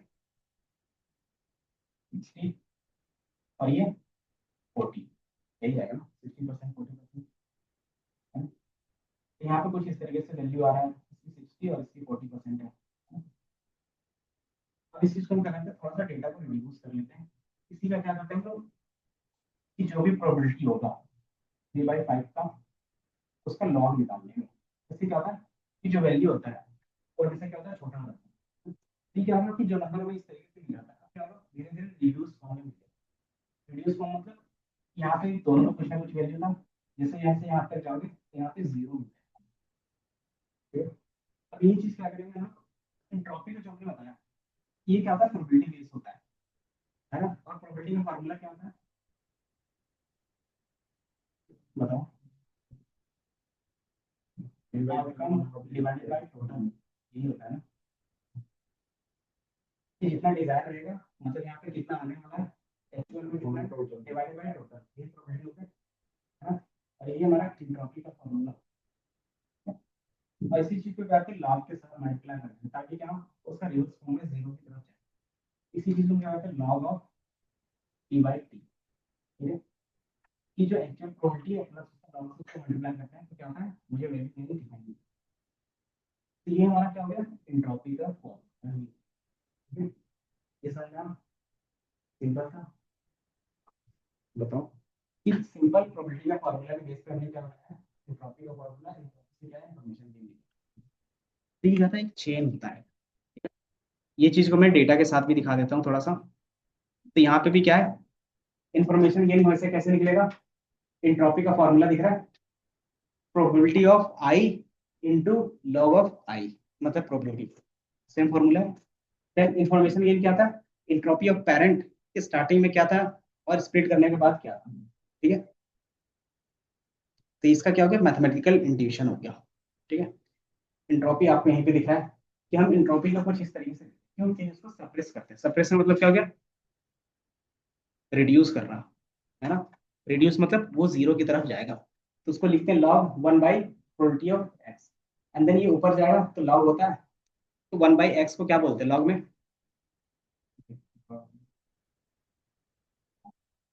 लॉग का कुछ क्या होते हैं, रूल्स होते हैं, कि मान लो आपने लॉग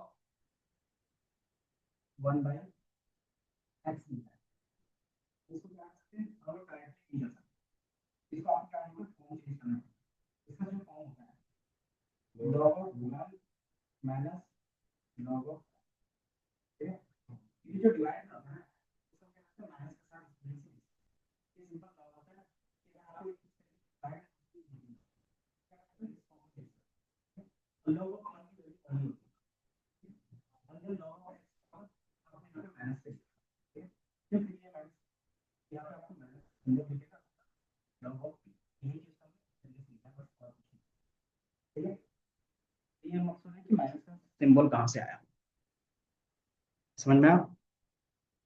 अब ये फॉर्मूला रियल डेटा पे भी दिखा देते हैं, कुछ इस तरीके से यहाँ पे रियल डेटा दिखेगा, ठीक है। यहाँ पे आपको दिख रहा होगा एंट्रोपी का फॉर्मूला। रूट नोड हमारा कौन है, मान लेते हैं अभी मेल और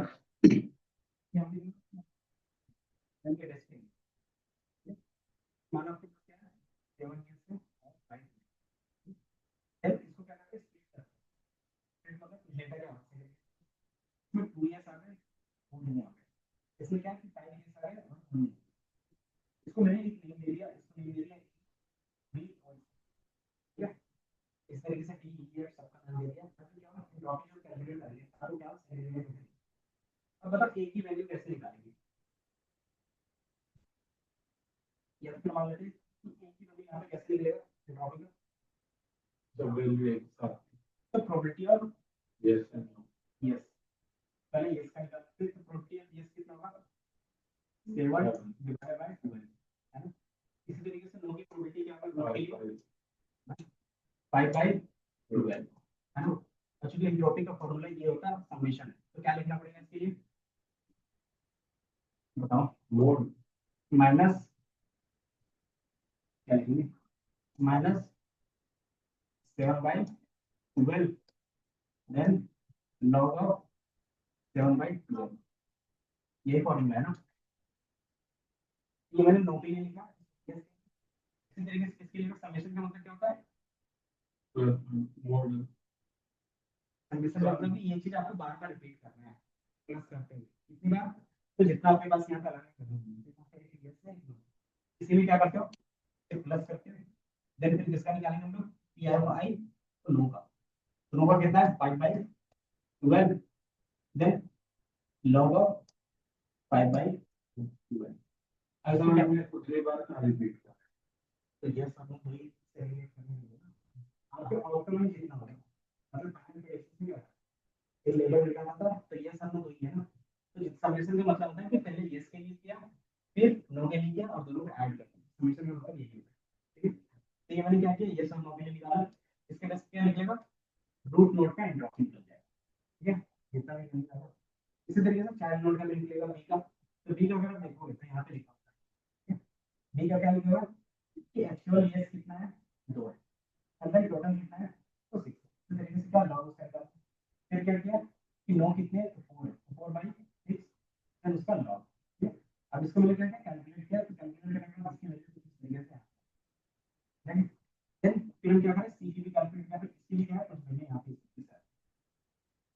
इस तरीके क्या होगा कि हमेशा वैल्यू आपको मिलेगा। अब यहाँ पे अगर देखोगे कि एंट्रोपी का जो रेंज होता है वो 0 से 1 तक, 0 का मतलब क्या होता है कि वो प्योर हो गया, मतलब आप क्या है उसको सेग्रीगेट नहीं कर सकते, वही फाइनल से, अगर क्या है वो 1 के आसपास मतलब वो इम्प्योर है। अब ये क्या हो गया इंफॉर्मेशन के लिए फॉर्मूला क्या होता है यहाँ पे बताओ, क्या हो गया इंफॉर्मेशन गेन का फॉर्मूला क्या लिखा हुआ है, entropy of the parent minus child, है ना। तो दोनों हमने निकाला, अब उसके बेस पे क्या होगा सबका निकल जाएगा आईजी, और जिसकी वैल्यू ज्यादा होगी वही हमारा क्या होगा बेस्ट आंसर होगा। बताओ थोड़ा सा सोच के बताओ क्या हो गया, सो गए, मैथ्स नहीं जा रहा क्या अंदर, मैथ्स के फॉर्म में नहीं बता रहे, सिंपल फॉर्म में बता रहे प्रोबेबिलिटी का। एंट्रोपी का फॉर्मूला समझ में आया, एंट्रोपी का फॉर्मूला समझ में, तो सिंपली बोल सकते हैं entropy of parent minus child, entropy of child, बस इतना ही होता है इंफॉर्मेशन गेन का फॉर्मूला, ठीक है।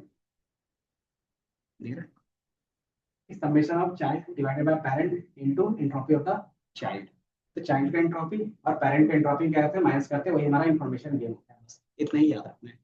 और एंट्रोपी का फॉर्मूला होता है probability of I log of I. तो ये क्या कैलकुलेशन से, इसी तरीके से गिनी भी होता है। गिनी क्या करता है, ये भी मेजर करता है इम्प्योरिटी, लेकिन क्या होता है इसमें कैलकुलेशन फास्ट होता है। एंट्रोपी में थोड़ा सा स्लो हो जाता है और इसमें फास्ट होता है। अगर इसमें फास्ट होता है तो ये किसको हैंडल कर सकता है, लार्ज डेटा सेट को हैंडल कर सकता है। कि अगर आपके पास लार्ज डेटा सेट है तो आप क्या कर सकते हो, गिनी का ही यूज कर सकते हो। अगर गिनी का फॉर्मूला देखें, Gini index formula,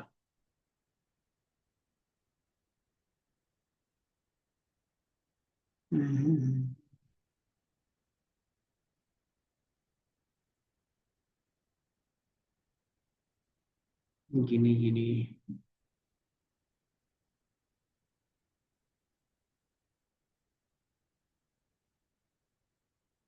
image in new page, बताओ देख के, उठ जाओ, सोना नहीं है यहाँ। कोई नहीं, यहीं पे यही देखो, इसको इतना डिटेल से बताने का रीजन है कि आगे जो असेंबल टेक्निक पढ़ेंगे सब में यही है, उसमें कोई भी चीज डिफरेंस नहीं है। उसमें क्या क्या, इसमें एक ही डिसीजन ट्री के बारे में इतना बता रहे हैं, उसमें क्या होगा कि 1000 डिसीजन ट्री बनेंगे, 10,000 डिसीजन ट्री बनेंगे, यही होगा। उसमें क्या होगा कि सिर्फ कॉम्बिनेशन होगा, ठीक है। अगर गिनी का फॉर्मूला और एंट्रोपी का फॉर्मूला देखोगे, दोनों क्या कैलकुलेट कर रहे हैं, प्रोबेबिलिटी कैलकुलेट कर रहे हैं। अब इसका फॉर्मूला देखोगे तो क्या होता है, थोड़ा सा शॉर्ट होता है ना। अगर शॉर्ट होता है, यहाँ पे क्या कर रहा है, पी भी कैलकुलेट कर रहे हैं प्लस उसका लॉग भी कैलकुलेट कर रहे हैं, देन मल्टीप्लाई कर रहे हैं, तो वो टाइम कंज्यूमिंग होता है। और यहाँ पे क्या है, सिंपली पी आई को कैलकुलेट कर रहे हैं। देन ये क्या, probability of percentage of the class C I in the node. Sir बात तो वही पड़ी है ना, ठीक है, स्क्वायर होती है। हाँ, ठीक है, स्क्वायर इसमें इसी चीज को इन्होंने चेंज किया ना, और वही इसी के लिए क्या होगा, कैलकुलेशन फास्ट हो गया, क्योंकि उसमें क्या पैरामीटर कम हो गए। पैरामीटर कम हो गए तो फास्ट हो गए। काम दोनों का सेम है, कोई भी काम में डिफरेंस नहीं है, ठीक है। सिर्फ फॉर्मूला में डिफरेंस आता है और यूज केस पे, कि अगर डेटा सेट बड़ा है तो हम छोटे फॉर्मूला का यूज करेंगे क्योंकि उसमें कैलकुलेशन कम है, ठीक है। तो ये समझ में आया। अब इसमें रहता है इन्फॉर्मेशन गेन का वैल्यू कितने से कितने के बीच में होगा। पहला रहता है 0 से 1 के बीच में रहेगा, ठीक है। इन्फॉर्मेशन गेन की वैल्यू 0 से 1 के बीच में रहेगी। इंट्रॉपी की वैल्यू भी कितनी रहेगी, 0 से 1 के बीच में रहेगी। अगर इन्फॉर्मेशन गेन की वैल्यू 1 है, मतलब वो क्या है, बेस्ट है। बेस्ट क्या है, रूट नोड के लिए, समझे। और इंट्रॉपी में क्या, अगर 1 है तो उसका मतलब क्या है कि वो अनप्योर है, टोटली क्या है, अनप्योर है, उसको प्योर करना पड़ेगा। 0 का मतलब क्या होता है, प्योर होता है, ठीक है। वो आएगा ही नहीं, क्योंकि उसका रेंज ही क्या है, 0 से 1 के बीच में है। अगर आपने बोला कि जो परसेंटेज होता है वो 100% होता है, अब एक स्टूडेंट का 120% आ गया, पॉसिबल है, हो सकता है अगर आपका आ जाए तो, कि मैंने 120% लाया है, जैसे मेरा हुआ था एक बार, प्रिंटिंग मिस्टेक होता है ना, बोल देते ना 120%। तो हमारा भी हो गया था एक बार कॉलेज में, मैंने बोला हुआ एक सब्जेक्ट में आ गए थे 185 मार्क 100 में, तो वही होता है। तो वो चीज बाय मिस्टेक हो सकता है, लेकिन क्या होगा, फिर उसको हमने बोला था सही हो गया। क्यों, क्योंकि हर एक चीज का रेंज हम लोग रख लेते हैं कि जो मार्क्स होगा मैक्सिमम 100 होगा, मिनिमम 0 होगा या माइनस होगा, तो माइनस में भी जा सकता है अगर नेगेटिव मार्किंग रहा तो। देन आपको पता चलिए, अब इसमें क्या होते हैं, वेरिएंट होते हैं। अब मैंने जितना भी डिस्कस किया, अब इसका कुछ ना कुछ स्प्लिट का क्राइटेरियन होगा, कि जो स्प्लिट में कैलकुलेशन हो रहा है वो या तो क्या होगा, गिनी के बेस पे होगा, या तो फिर इंट्रॉपी के बेस पे होगा। अब उसमें से भी उसको कौन कौन फास्ट कर सकता है, मतलब थोड़ा सा बूस्ट ऐड ऑन, तो उसमें क्या होता है, कुछ अलग से स्प्लिट के क्राइटेरियन ऐड कर देते हैं। अगर आप क्या कर रहे हैं, इन्फॉर्मेशन गेन यूज कर रहे हैं, तो उसके लिए होता है ID3। ID3 क्या है, तो एक पॉपुलर एल्गोरिदम्स है। हम्म, हाँ, तो उसका जो मीनिंग होता है सिंपली, देख रहा है, divide the data to each iterations, top down greedy approach. तो ये क्या करता है, ग्रीडी अप्रोच की कौन कम से कम में करके दे देगा, तो ID3 होता है वो, ठीक है। इसी तरीके से हमारे पास क्या होता है, मल्टीपल्स होते हैं। ID3 एक रहेगा, देन उसी का एडवांस होता है, ID3 का एडवांस होता है C, तो C4.5, C5.0, इस तरीके से अलग अलग होंगे। और जो हम लोग अभी बाय डिफॉल्ट यूज करते हैं वो कार्ट होता है। कार्ट का फुल फॉर्म क्या होगा? एंड, हाँ, आगे T से ट्री, कार्ट डिसीजन ट्री, ठीक है।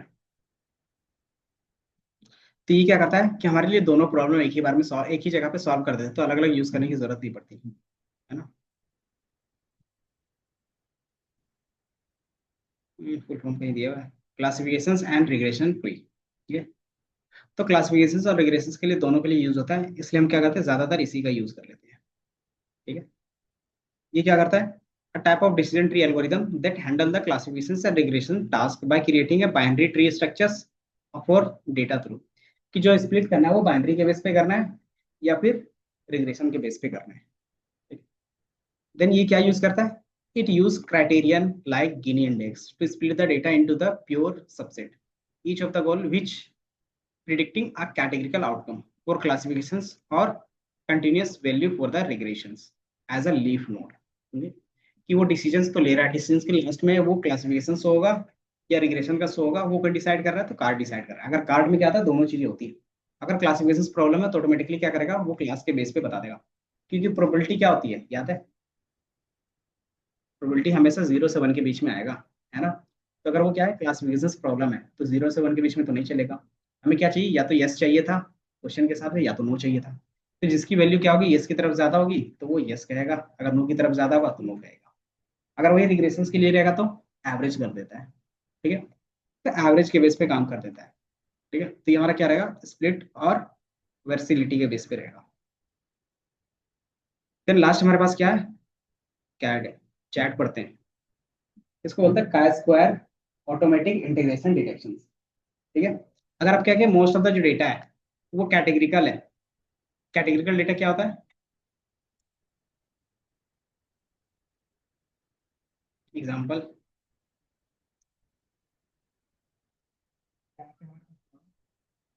स्ट्रिंग्स वैल्यू ज्यादातर होंगे, है ना।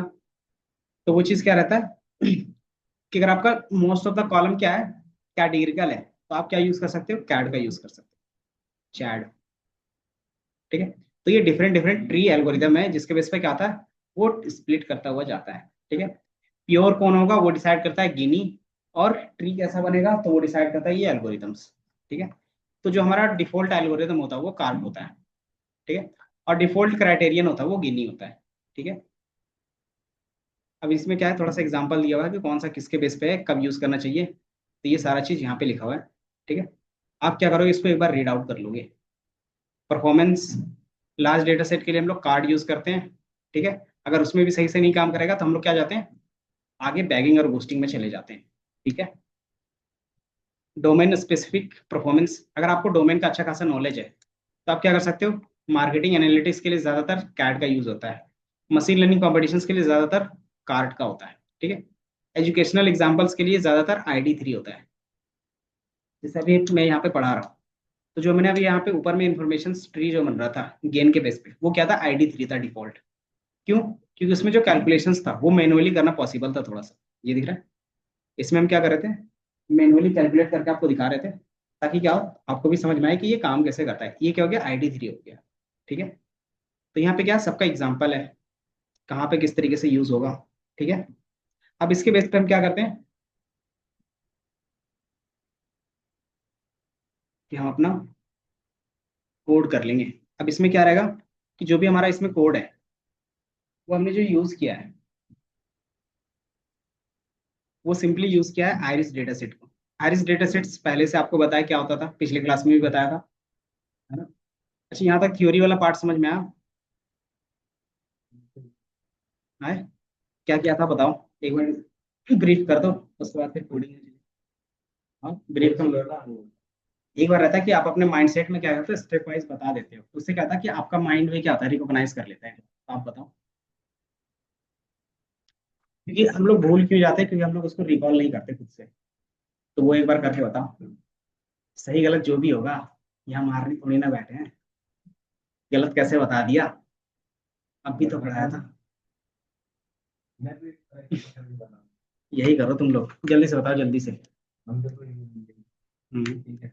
हम उसको हम्म क्या मैं कंडीशन चेक करूंगी जैसे हम्म अगर हमारा कंडीशन सही, कंडीशन क्या मतलब हम देखेंगे कि एमआईटी सुटेबल है कि नहीं है। हम्म अगर है तो यस या नो, वो लीफ नोड हो जाती है हमारी। हम्म। अब इसमें कहाँ पे क्या चीजें थी, जितने भी मैथमेटिकल चीजें थी कहाँ कहाँ यूज हो रहा था। एंट्रोपी वाली इंफॉर्मेशन जैसे कि मैथमेटिकल में भी मतलब तो एक बार मैं पूरा ब्रीफ कर देता हूँ कि पहला आता है कि डिसीजन ट्री ही क्यों, है ना। तो हमारे पास पहले था कि सिंपल, आपको पता है कि मशीन लर्निंग पढ़ रहे हैं तो आपको बताया कि हम क्या करें, एल्गोरिथम के बेस पे पैटर्न डिफाइन करते हैं, है ना।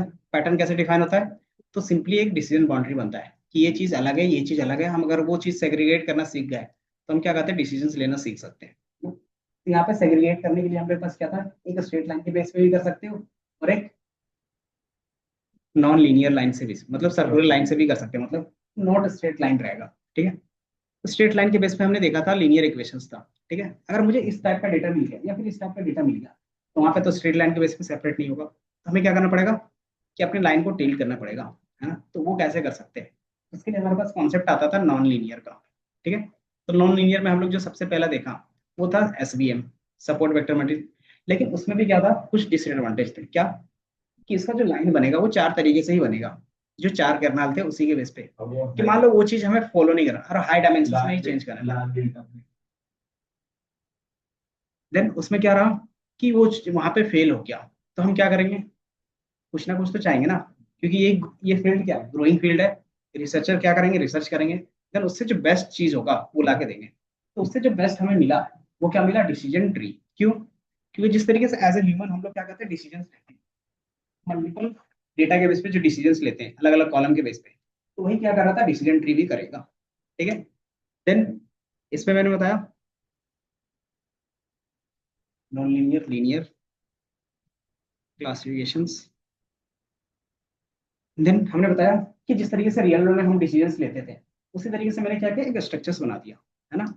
अब इस स्ट्रक्चर को जब हमने डिफाइन किया तो इसमें कुछ क्वेश्चंस आए। क्या क्या क्वेश्चन आ सकता है माही, कि मान लो मैंने इस तरीके से जो डिसीजंस था इस तरीके से मैंने बता दिया, इसमें क्या क्या क्वेश्चंस आ सकता है मेरे मन में। पहला, कि रूट नोड्स इसी को क्यों लिया, इसको क्यों नहीं लिया, इसको क्यों नहीं लिया। पहला ये क्वेश्चन आ सकता है। दूसरा, कि ये कब तक स्प्लिट होगा, है ना। तो ये दो क्वेश्चंस आते हैं, है ना।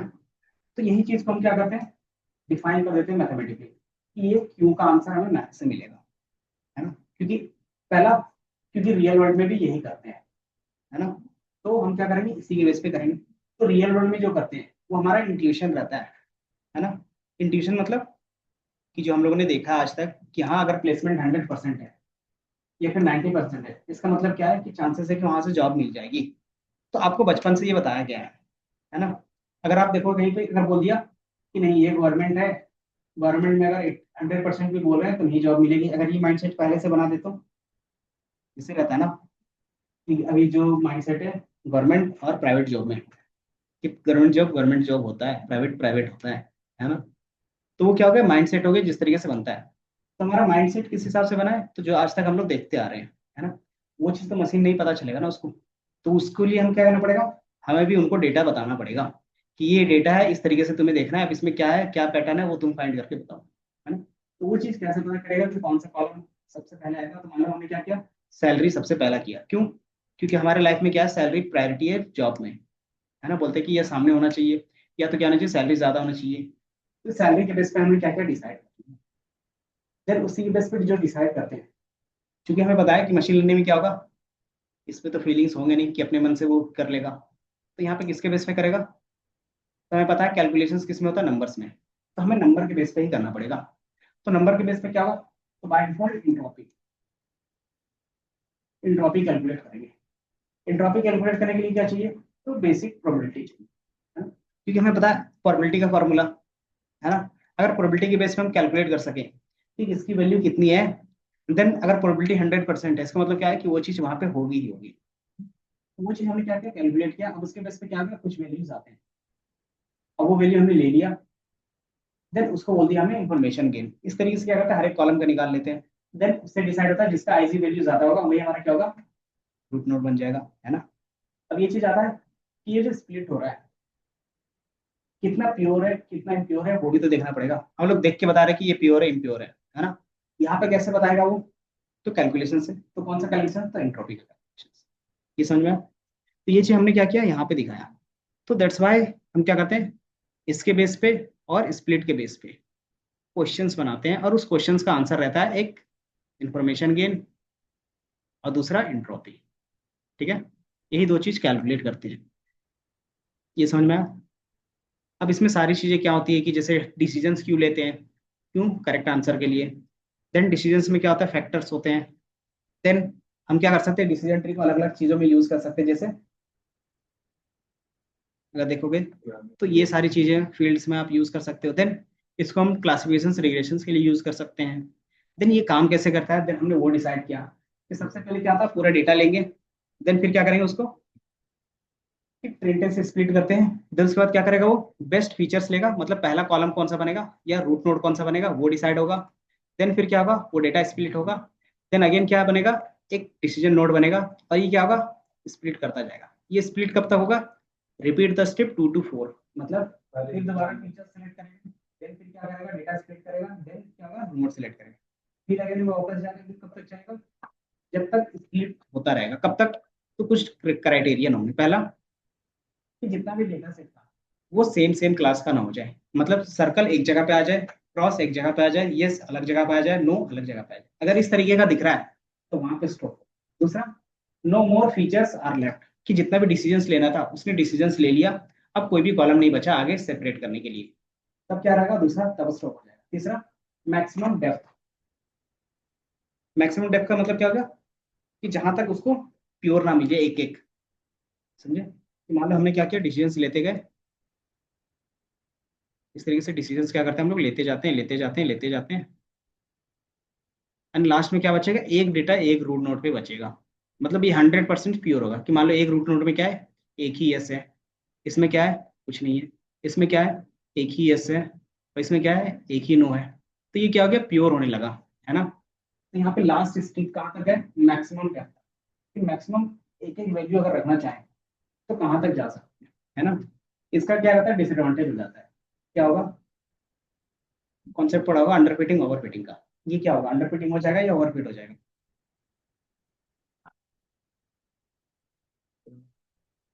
कि मान लो हर एक नोड पे क्या है, एक एक लीफ है, और हर एक में क्या है, एक एक वैल्यू है। यस है तो यस वाली वैल्यू है, नो है तो नो है, यस वाली तो यस है, नो वाली है तो नो, एक एक वैल्यू है। इससे पहले अगर देख रहे थे तो इस तरीके से हम रहे थे, यस यस। यहाँ पे क्या था, एक इस तरीके से नो। ये तो वाला अंदर फिट होगा ना। ये वाला अंडरफिट होगा या फिर ओवरफिट होगा। अंदर ही फिट होगा। अंडरफिट का कॉन्सेप्ट क्या बोलता है, कि वो सही से सेपरेट नहीं कर पाएगा, है ना। अंडरफिट का मतलब क्या हो गया, ना ही ट्रेनिंग में सही से कर पा रहा है, ना ही टेस्टिंग में। ये होता है ना। और ओवरफिट का मतलब क्या होता है, ट्रेनिंग में एकदम परफेक्ट काम करेगा। कि जब उसको ट्रेनिंग दे रहे थे तो 100 में 100 ला रहा था, जब टेस्ट किया तो क्या हो गया, 60-40 आने लगा। अगर आपने प्योर सेपरेट कर दिया, आपने पूरा प्योर सेपरेट कर दिया, तो ये अंडरफिट कहाँ से हुआ, ये बताओ। कि मान लो मैंने क्या दिया, कुछ चीजें दी आपने आपने अच्छे से सेपरेट करके सारा चीज रख दिया, तो वो अंडरफिट होगा, या फिर आपका की मॉडल उसको क्या होता है, क्लासीफाई कर पा रहा है अच्छे से, आप अच्छे से क्लासीफाई कर पा रहे हो। मतलब हर एक चीज को क्या करा, अलग अलग कर, है ना। तो अगर इस तरीके से हर चीज को अलग अलग करके रखोगे, तो अलग करने का तरीका ये भी था कि एक में 3 रख दिया, इसमें 2 रख दिया, और एक में क्या था, एक एक कर, जब तक नहीं हुआ इसको मैंने क्या किया, फिर से यस यस यस इस तरीके से डिफाइन करते गए। तो इसमें क्या होगा, कि आपके ओवरफिट होने के चांसेस रहेगा। ओवरफिट मतलब कि जिस हिसाब से दिख रहा था उसी हिसाब से आपने क्या किया, पैटर्न रिकॉग्नाइज किया है ना। अगर थोड़ा सा भी इधर उधर हुआ तो क्या होगा, टेस्टिंग में आपका सही नहीं आएगा, समझे। ये होता है हमारे पास ओवरफिटिंग का। कि जब भी आप क्या करते हो, मैक्सिमम डेप्थ तक जाते हो तो क्या होगा, ओवरफिट होने का चांस ज्यादा रहेगा। और डिसीजन ट्री का सबसे बड़ा डिसएडवांटेज यही है कि डिसीजन ट्री जब कहाँ पे फेल होता है तो ये ओवरफिट मॉडल बना के दे देता है, समझे, कि काम तो सही कर रहा है लेकिन कुछ ज्यादा ही सही कर रहा है, समझे। तो हमें वैसा भी नहीं चाहिए। तो इसके लिए हम क्या करते हैं, तो कुछ प्योरिंग का कॉन्सेप्ट यूज करते हैं। प्योरिंग का मतलब क्या होता है कि हम लास्ट तक जाए ही ना, मैक्सिमम डेप्थ तक जाए ही ना, उसको बोलते हैं प्योरिंग। प्योरिंग का मतलब होता है कट कर देते हैं बीच से ही। तो कट करने का भी दो तरीका होगा। पहला कि जब स्टार्ट कर रहे थे ट्रेनिंग उसी टाइम बोलेंगे कि 5 लेवल तक जाना है, उससे नीचे नहीं जाना है ना। दूसरा कि एक बार पूरा ट्रेनिंग हो गया, फिर हमने देखा ट्री को विजुअलाइज करके, अब मैंने बोला कि अच्छा इस 7th के बाद क्या है, अच्छा खासा नहीं है, तो हम क्या करेंगे 7 तक क्या करेंगे, काट देंगे, मतलब प्योर कर देंगे। तो ये क्या हो गया, एक होता है पोस्ट, मतलब ट्रेनिंग से पहले, और एक होता है, सॉरी उल्टा बोल दिया ना, प्री का मतलब होता है ट्रेनिंग से पहले और पोस्ट का मतलब है ट्रेनिंग के बाद, कि आपने एक बार ट्रेन कर लिया मॉडल, फिर देखा अच्छे से, देन फिर बताया कि नहीं मुझे यहाँ पे कट करना है। पहला क्या होगा, प्योरिंग, प्री प्योरिंग, उसमें क्या होगा कि पहले ही कट कर दिया देन मॉडल ट्रेन किया। अब दोनों का अपना एडवांटेज और डिसएडवांटेज होगा। क्या चीज होगा, अगर प्री प्योरिंग करते हैं मतलब पहले ही कट कर देते हैं, उससे क्या होगा बता सकते हो माही, कि मान लो आपका ट्रेनिंग क्या कर रहे हो कि मैक्सिमम डेप्थ तक जा रहे हैं, अब मैंने क्या किया पहले ही कट कर दिया, तो उससे क्या होगा, नहीं जाएगा तो उससे क्या चांसेस होंगे, तो हो सकता है हमारा मॉडल परफेक्ट भी बन जाए और अंडर फिट भी रह जाए, है ना। एंड देन पोस्ट प्यूरिंग करते हैं, उसमें क्या होगा, हाँ चला गया, उसके बाद कट करना है। तो उसमें क्या होगा कि आप क्या कर रहे हो, लास्ट तक जा रहे हो प्लस उसके बाद देख रहे हो देन कट कर रहे हो, तो उसमें क्या होगा, टाइम कंज्यूमिंग होगा, है ना। कि मान लो पहले डेप्थ पूरा देखा, देन फिर आपको पता चला यहाँ पे कट करना है, फिर आपने जाके कट किया, तो ये क्या होगा, टाइम कंज्यूमिंग होगा। तो ये रहता है, दोनों का अपना डिसएडवांटेज रहता है, ठीक है, एडवांटेज डिसएडवांटेज। तो वो भी चीज हम लोग क्या करेंगे यहाँ पे देख लेंगे, ठीक है। देन फिर हमने मैथमेटिकल इंट्यूशन देखा, इंट्रोपी का, इन्फॉर्मेशन गेन का, इन्फॉर्मेशन गेन कैसे कैलकुलेट होता है, ठीक है, गिनी क्या होता है। देन इसमें कौन कौन से पॉपुलर एल्गोरिदम्स है वो हमने क्या किया, थोड़ा सा डिस्कस किया, ठीक है, डिफरेंट डिफरेंट एल्गोरिदम्स कौन कौन से थे। देन इसके बाद फिर हम क्या करेंगे कि इनका कोडिंग पार्ट देखेंगे, ठीक है। कोडिंग पार्ट में क्या है, तो मैंने बोला आयरिस डेटा सेट होगा, ठीक है। तो डेटा सेट पुराना वाला ही है, इसमें कोई भी डिफरेंस नहीं है। इस डेटा सेट होता क्या था बता सकते हैं? ये रिग्रेशन प्रॉब्लम है या क्लासिफिकेशन होगा बता। हम्म, पिछली क्लास में डिस्कस किया था। आयरिस डेटा सेट में क्या फाइंड करना था बताओ। आयरिस डेटा सेट, ये याद है, इसको क्या बोलते थे, इधर देख के बताओ। इसको बोलते थे आयरिस डेटा सेट। आपको उसके फ्लावर के पेटल और स्पेल के बेस पे बताना है कि वो कौन सा फ्लावर है। तो ये किस टाइप का प्रॉब्लम हो गया, क्लासिफिकेशन, समझे, कि आपको बताना है कि वो आयरिस सेंटोसा होगा, वर्सिकुलर होगा या वर्जिनिका होगा, प्रिडिक्ट करके बताना था। न्यूमेरिकल मतलब कैलकुलेशंस के लिए आता है, कि आप क्या करो, इंफॉर्मेशन गेन इंट्रोपी कैलकुलेट करके बताओ, समझे, बीटेक में। तो हमने वही डेटा क्या किया, यूज किया है, समझे। तो वही डेटा सेट यूज है। आपको पता है मेरा एक्स में क्या होगा, वाई में क्या होगा, ठीक है। एंड देन यहाँ पे हमने क्या किया, डेटा में स्प्लिट किया है। स्प्लिट क्यों करते हैं माही, नहीं, डेटा स्प्लिट क्यों करते हैं,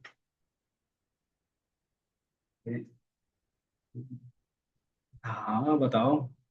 ऐसे ट्रेनिंग टेस्टिंग में स्प्लिट कर रहे थे, कि मान लो हमारे पास क्या है, लिमिटेड डेटा है, कि मैंने बोला कि मेरे पास 1000 ही डेटा है, तो आपको उसी में से मॉडल बनाना है।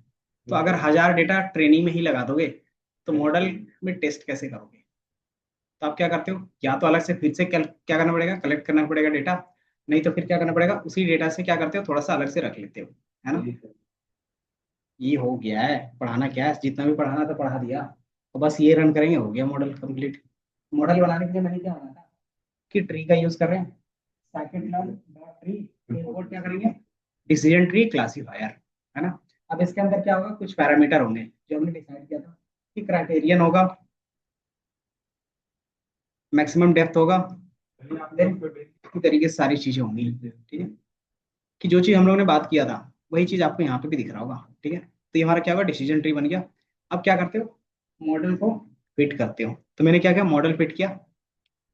अगर आप, मैंने बोला कि विजुअलाइज भी कर सकते हैं इसको, तो विजुअलाइज करने के लिए हमें कौन सा लाइब्रेरी यूज करते हैं विजुअलाइजेशन के लिए पाइथन में? मैटप्लॉटलिब, याद है? तो हमने क्या किया, मैटप्लॉटलिब का यूज किया है।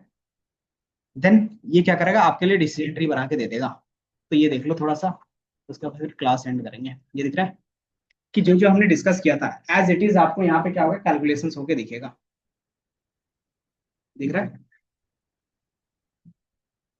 यहाँ पे, बताओ कि भाई ये दिख रहा है कि जो मैंने बताया ना यहाँ पे आपको पहला डिसीजन, कि डिसीजन में क्या है कि हमारे वैल्यू 0 से 1 के बीच में था। और यहाँ पे x तो मैं आपको बता रहा हूँ x1 x2 x3 और x, ठीक है, 4 कॉलम है। 4 कॉलम में से क्या होगा कि हमारा पहला रूट नोड कौन बनेगा, तो कौन सा बनेगा, तो इंफॉर्मेशन गेन करने होगा, तो बना x5 वाला कैलकुलेटर, ठीक है।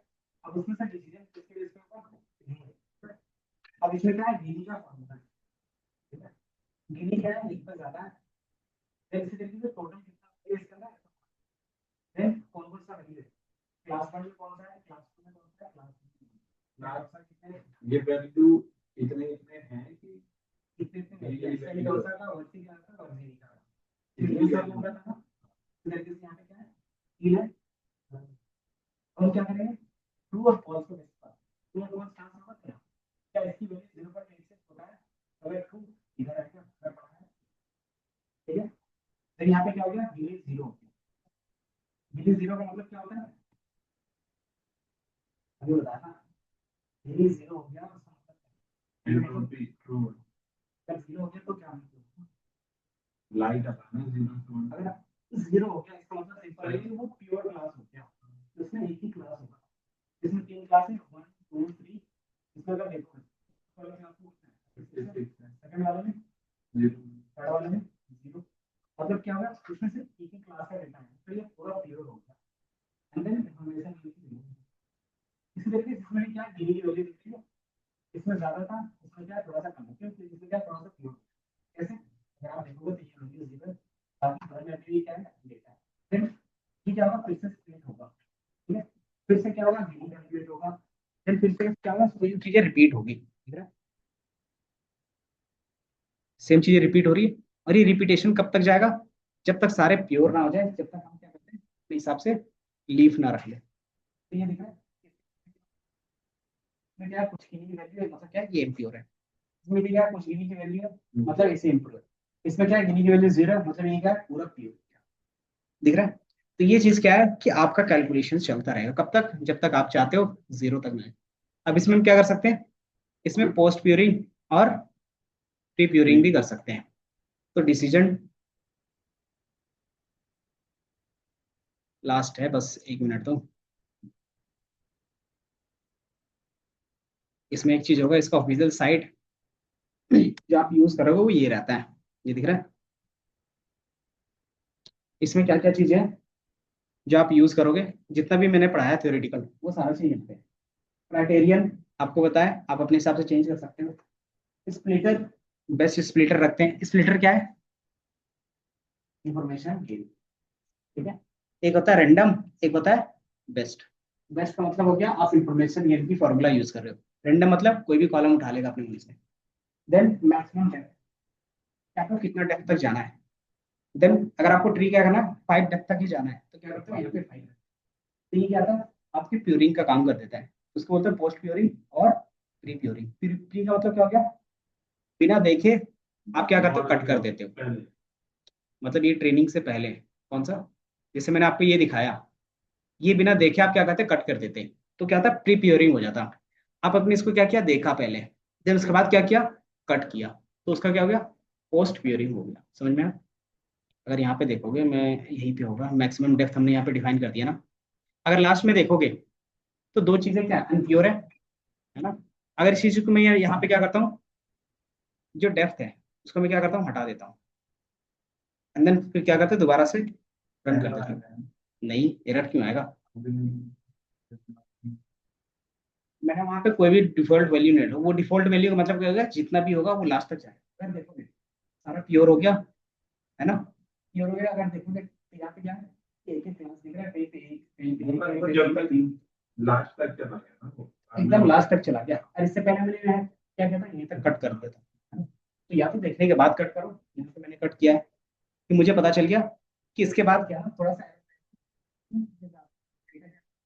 नहीं है, ठीक है, यहीं से उसको तो यहाँ से कट करने के लिए हमने क्या किया, तो मैंने चेक किया कि इसका डेप्थ कितना है। तो कितना डेप्थ है, 1 2 और 3, रूट नोड को छोड़ के। तो मैंने बोला 1 2 3, तो हमारा लास्ट कहाँ तक जाएगा, तो 3 लेवल तक जाएगा। ठीक, तो इस तरीके से हमने क्या किया, डिसाइड किया। तो यहाँ पे इस पैरामीटर के बेस पे मिनिमम स्प्लिट लीफ सैंपल, हमारा डेटा क्या होगा, दो डेटा में हमेशा सेग्रीगेट। मिनिमम सैंपल लीव्स क्या होगा कि लास्ट में मिनिमम कितना बचना चाहिए, एक बचना चाहिए। जैसे अगर यहाँ पे अगर आप देखोगे तो लास्ट में क्या होगा, या तो एक बच सकता था या तो दोनों बच सकता था। मान लो यहाँ पे भी क्या है, अलग वैल्यूज है, तो इसके बेस पे आपको अलग अलग दिखेंगे। देन बाकी इतना ही था कि जो हम लोग ज्यादातर यूज करते हैं, जो पूछा जाएगा, एक क्राइटेरियन पूछा जाता है, स्प्लिटर, मैक्सिमम डेप्थ और मिनिमम सैंपल स्प्लिट, कि एक सैंपल को कितना स्प्लिट करना पड़ेगा। देन मिनिमम सैंपल लीव्स, कि लास्ट में जो लीफ नोड बचेगा, लीफ में कितना मिनिमम होना चाहिए, तो ये चीजें। ठीक है, इसका अगर डिटेल में आपको पढ़ना भी रहता है तो अगर आप देखोगे तो यहाँ पे सारी चीजें दिख रहा है। क्राइटेरियन, क्राइटेरियन में क्या होगा, गिनी होगा, एंट्रोपी होगा। ठीक है, स्प्लिटर, स्प्लिटर में क्या होगा, वेस्ट होगा, रैंडम होगा। ठीक है, मैक्सिमम डेप्थ क्या होगा, ट्री कितना नीचे तक जाएगा। Minimum number of sample required to split an internal nodes, कि एक नोड को स्प्लिट करने के लिए मिनिमम नंबर कितने होने चाहिए उसमें। तो मैंने क्या किया, डिफॉल्ट वैल्यू 2 रखा है। इसका मतलब क्या है कि अगर ये वैल्यू, यहाँ पे जो वैल्यू है सैंपल का, अगर वो 2 या 2 से कम रहा तो स्प्लिट नहीं करेगा। ठीक है, क्यों? क्योंकि यहाँ पे अगर देखोगे क्राइटेरिया में मिनिमम सैंपल, मतलब सैंपल में क्या होना चाहिए, मिनिमम डिफॉल्ट वैल्यू 2, मतलब 2 डेटा सेट होना चाहिए एटलीस्ट स्प्लिट करने के लिए। अगर नहीं है तो हम क्या करेंगे, स्प्लिट नहीं करेंगे। देन फिर क्या था, मिनिमम सैंपल कि लीफ नोड में आपके पास कितना सैंपल्स चाहिए। सैंपल मतलब लास्ट लीफ नोड। तो अगर आप यहाँ पे देखोगे लास्ट लीफ नोड में क्या होगा, तो आपके पास मिनिमम 2 चाहिए, एक होगा तो अच्छा, इसमें बाय डिफॉल्ट एक है ना, एक ही था ना, ये दिख रहा है।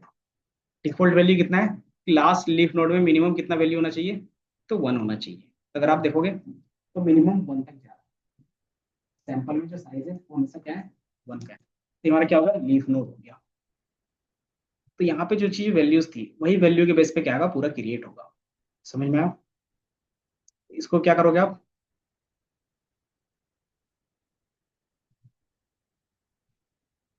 इसको मैं यहाँ से क्या करता हूँ, कट कर लेता हूँ, कॉपी डेटा। बाकी परफॉर्मेंस मैट्रिक्स तो आपको पता ही है।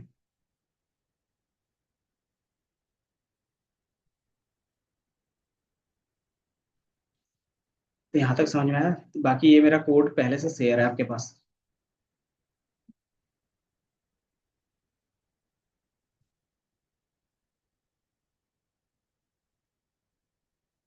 यहाँ पे डेटा सेट है,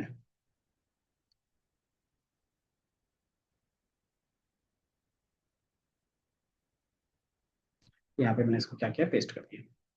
तो ये क्या होता है, पैरामीटर्स होते हैं जो आपको पढ़ना पड़ता है। ठीक है, बाकी फिर आगे का जो रहेगा वो नेक्स्ट क्लास में। इसके बेस पे क्या करोगे, इसको देखने के बाद हम लोग असेंबल टेक्निक्स देखेंगे। असेंबल टेक्निक के बाद फिर क्या करेंगे, आएंगे प्रोजेक्ट बनाएंगे डिसीजन ट्री का। समझ में आया? क्योंकि असेंबल और डिसीजन ट्री मिला के देन उसमें से जो बेस्ट मॉडल हमारा रहेगा उसी का क्या करेंगे, यूज कर लेंगे लास्ट में। कि सबका कॉम्बिनेशन में जो बेस्ट आएगा उसका हम लोग यूज करेंगे। ठीक है, तो जो नेक्स्ट कल होगा आपका नेक्स्ट क्लास, देन इसके बेस पे डिसीजन ट्री और इसके बेस पे असेंबल्स। असेंबल में भी क्या होता है मैंने बता दिया, डिसीजन ट्री का क्या होता है, कॉम्बिनेशन होता है। एक से ज्यादा डिसीजन ट्री यूज करते हैं, वही हमारा क्या हो गया, असेंबल। ठीक है, अभी फिर आप नेक्स्ट